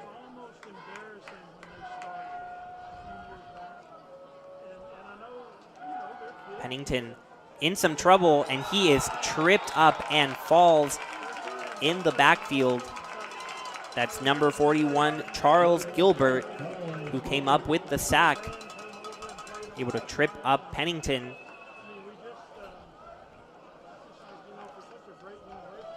That'll be a turnover on downs, and the Tigers will take over. Tigers offense right back out on the field. Will Cheney remains in. Usually at this point in the game, we've seen the freshman Ryan Back take over, but Will Cheney remains out there, 5 for 7, 99 yards. Yeah, and some prolonged action for Cheney here on senior day. Certainly been very impressive, as you mentioned, that 5 for 7, 99-yard line. Really, really great, 71% completion. Something that really all of the Tiger quarterbacks we've seen this season have been really incredible at. And then lastly, he has that 190.2 rating on the day. Incredibly, incredibly high, incredibly impressive from Cheney. But not to be outshined by Tucker Horn, who boasted his 223.6 rating in his 20 attempts on the day. So overall, incredibly impressive from both Tiger quarterbacks.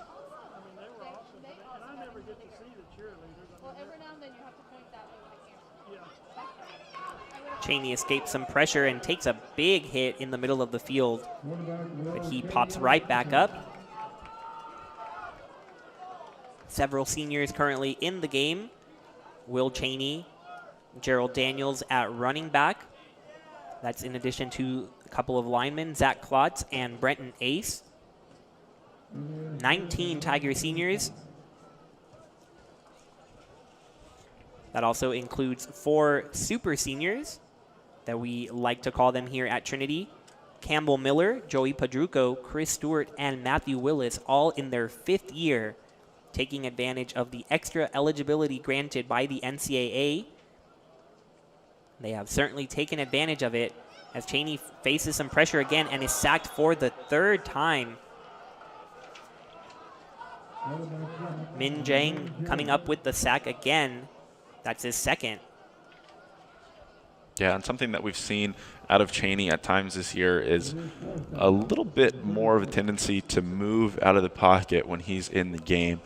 Some designs from this coaching staff to get him rolling out to either side, and that suggests a little bit more mobility out of him at the quarterback position.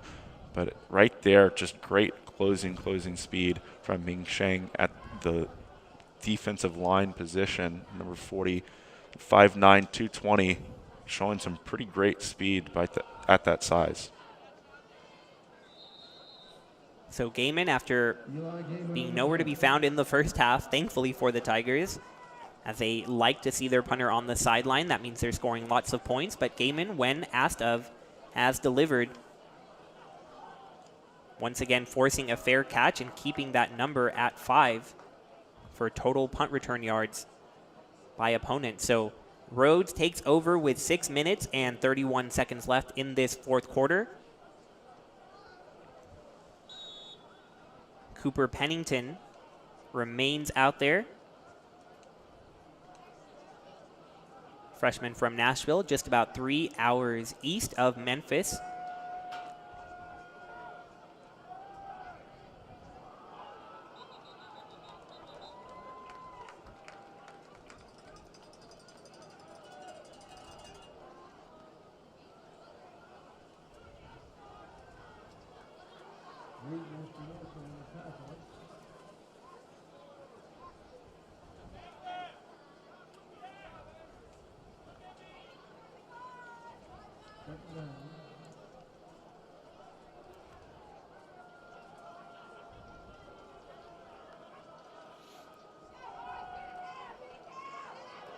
And a long run breaks through here.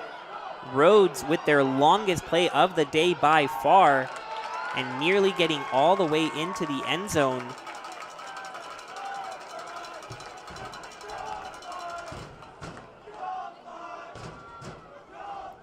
There doesn't appear to be a number 10 on the roster we have, so apologies for being unable to tell you who got that long run.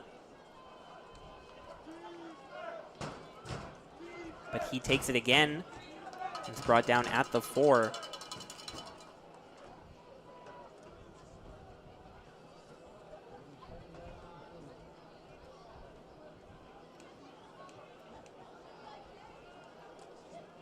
Looks like it's Kyle Weston with that 62-yard run.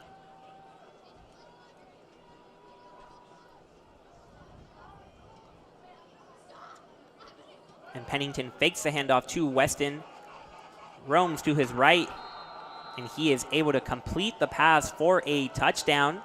Lynx get their 3rd touchdown of the afternoon. That's tight end Adrian Russ, a senior from Atlanta, Georgia, getting in on the scoring action. So this Lynx squad may be down 35, soon to be 34, but they've put up a fight and have scored more points on this Tigers defense than most other teams have. In fact, more than every team except Birmingham Southern last week. So an impressive performance by this Rhodes College team. Certainly something to build on going into next year. 4:45 remaining here in San Antonio. We'll take a quick break on Tiger Network.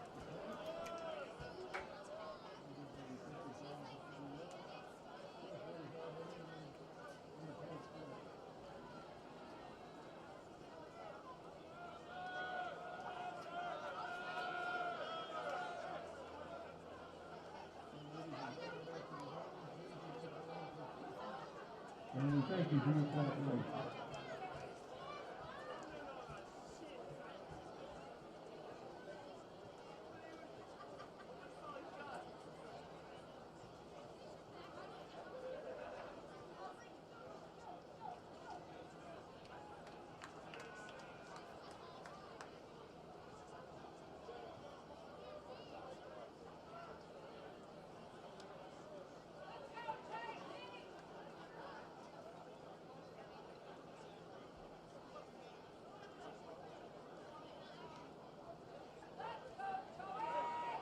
Riley Henshaw kicking off.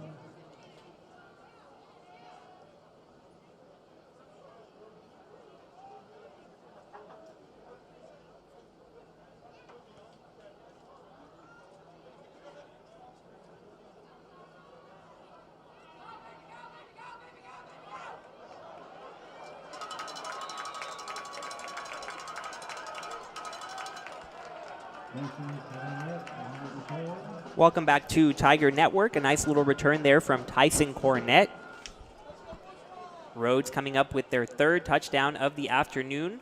Adrian Russ, the tight end, on the receiving end of the Pennington pass. And now the 3rd quarterback we've seen today, Ryan Back, coming in for the Tigers. back the first year from Austin, Texas.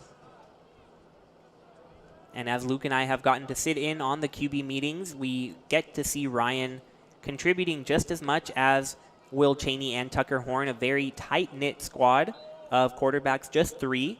Not something you typically see. Some teams usually have a larger quarterback room, but these 3 have really been able to mesh and come together. And Coach Urban using every moment he can late in these games to give Ryan some experience. Yeah, you talk about that size of the quarterback room. Only 3 in there right now. You know, typically you'll see quarterback rooms at least twice that size. But Urban was indicating to us that I think it's really helped out back. He's gotten close to both of these veterans that have been around college-level offenses for a really, really long time. Urban spoke on back and how often he spends time with current starter Tucker Horn, picking his brain about different things, constantly learning, constantly seeking out new information. One comparison that coaches like to make to young players is them being like sponges and just soaking up all the information that they can get. And I'm sure that's much of what this scenario is like for Ryan Back right now. He has a lot of experience around him in terms of these quarterbacks that are older than him, but also what he's facing when he's playing out there with the developmental side, trying to give looks to these defensive starters, one of the best defenses in the country. So it'll be interesting to see how Back grows and improves over the next couple of years. And once he takes the reins as the Tigers starter, he'll be more than prepared, it would feel like, Brian. Yeah, I agree with you. He's gotten some really great experience in these games and in practice, as you talked about, getting every single snap in the developmental team against these Tiger defenders that are so talented, even as you dive deep into the roster. So certainly with Tucker Horn coming back next year, Ryan Back soon after that, looks to be in a good position to take over. On that drive, going 3 and out, forcing Gaiman to come back out for his 4th punt of the half.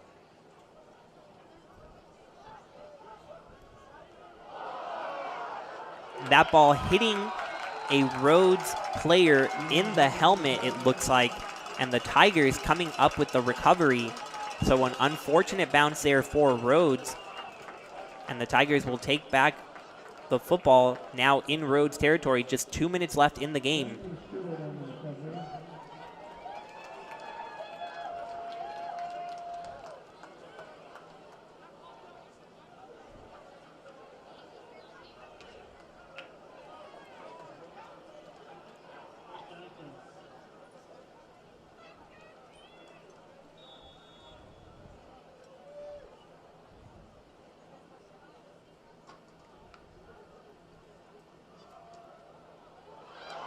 Backhands this one off to the senior Gerald Daniels. He gets a nice gain on 1st down. And Luke, do you have an update for us from Tacoma? I do, Brian. As the Tigers get the ball back in the Lynx side of the field, we'll go out. Tigers just underway in the second half, 38 minutes left on the board. A familiar name for the Tigers soccer team, Michael Meese, able to find the back of the net and put the Tigers on top. Seems as if they'd been threatening for much of that match and finally got that elusive first goal. So they'll certainly look to pile on top of that. Michael Meese coming off tremendous performance in the SCAC tournament against Colorado College, one in which he tied the school record, being able to net 4 goals. So he'll look to continue that hot streak in the NCAA tournament. Currently, he has the Tigers on top 1-0. That's incredible news and just adds to what's been a fantastic weekend so far for the Trinity Tigers, especially those Tigers teams heading to or going to the NCAA playoffs. Women's soccer pulling off that 1-0 victory earlier today over Hardin-Simmons. Men's soccer now up 1-0. The volleyball team up in Hoboken winning yesterday in straight sets, and they'll start their game later this afternoon. Looks to be a little bit delayed up in New Jersey. And, of course, here in San Antonio, the Trinity Tiger football team finishing their first undefeated regular season since 2011. This magical season will continue for the Tigers. So many accomplishments. Conference championship for the SAA for the first time, ranked for the first time since 2011, and going to their first NCAA playoff appearance since 2011 as well. Fans on their feet here in San Antonio, giving quite a salute to this Tiger football team that has given them so many reasons to cheer this year. Coach Urban meeting with Coach Duncan at the middle of the field. And Luke, what could be our final game here on the broadcast? What are your thoughts after this big, big win for the Tiger football team? Well, Brian, I think that this team hit on every point that they really needed to or wanted to coming into today. They got off to a hot start. They were really clicking on all cylinders. They got great play from Tucker Horn, a couple of quick 3-and-outs from the defense to put them up early and allow them to get some new guys, some fresh faces, some really older faces into the football game, honor these seniors on their last day or potentially their last day in Trinity Stadium, and get to next week without any injuries. Hopefully we'll have a clean 58-man roster, whether that game be here, whether it be on the road. Fingers crossed that our season isn't done quite yet, Brian, but it has been incredibly fun to call this team and to bring this action to the fans at home. Absolutely, Luke. Once again, the Trinity Tigers wrapping up their undefeated regular season 9-0 record, 7-0 in SAA play. It's been a phenomenal year here in San Antonio, and we have been honored to bring it to you. Thank you so much to Elizabeth, Sam, and Hamza in the studio, in the control room, bringing you all this great action. Thank you so much to the man behind the magic, Josh, who allows all of this to happen at Tiger Network. And for Luke Terry, I'm Brian Yanselson, signing off for hopefully what won't be the last time. We'll be tuning in together tomorrow at 4:30 for that NCAA selection show. But thank you so much for joining us all season long here on Tiger Network. Hope to see you next week.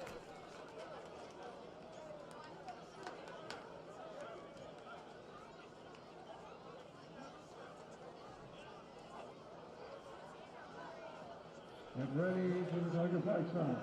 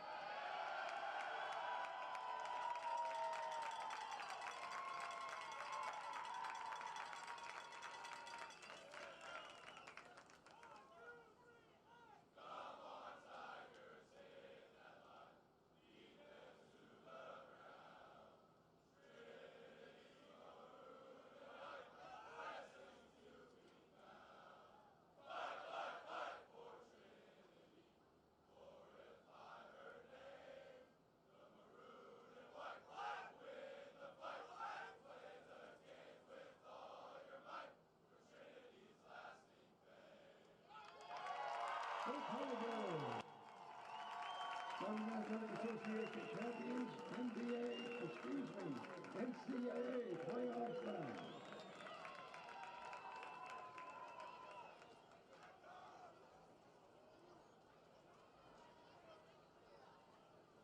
And speaking of NCAAs, ladies and gentlemen, Tiger fans, women's soccer will host the second round of the NCAA tournament tomorrow against Pomona Pittsburgh.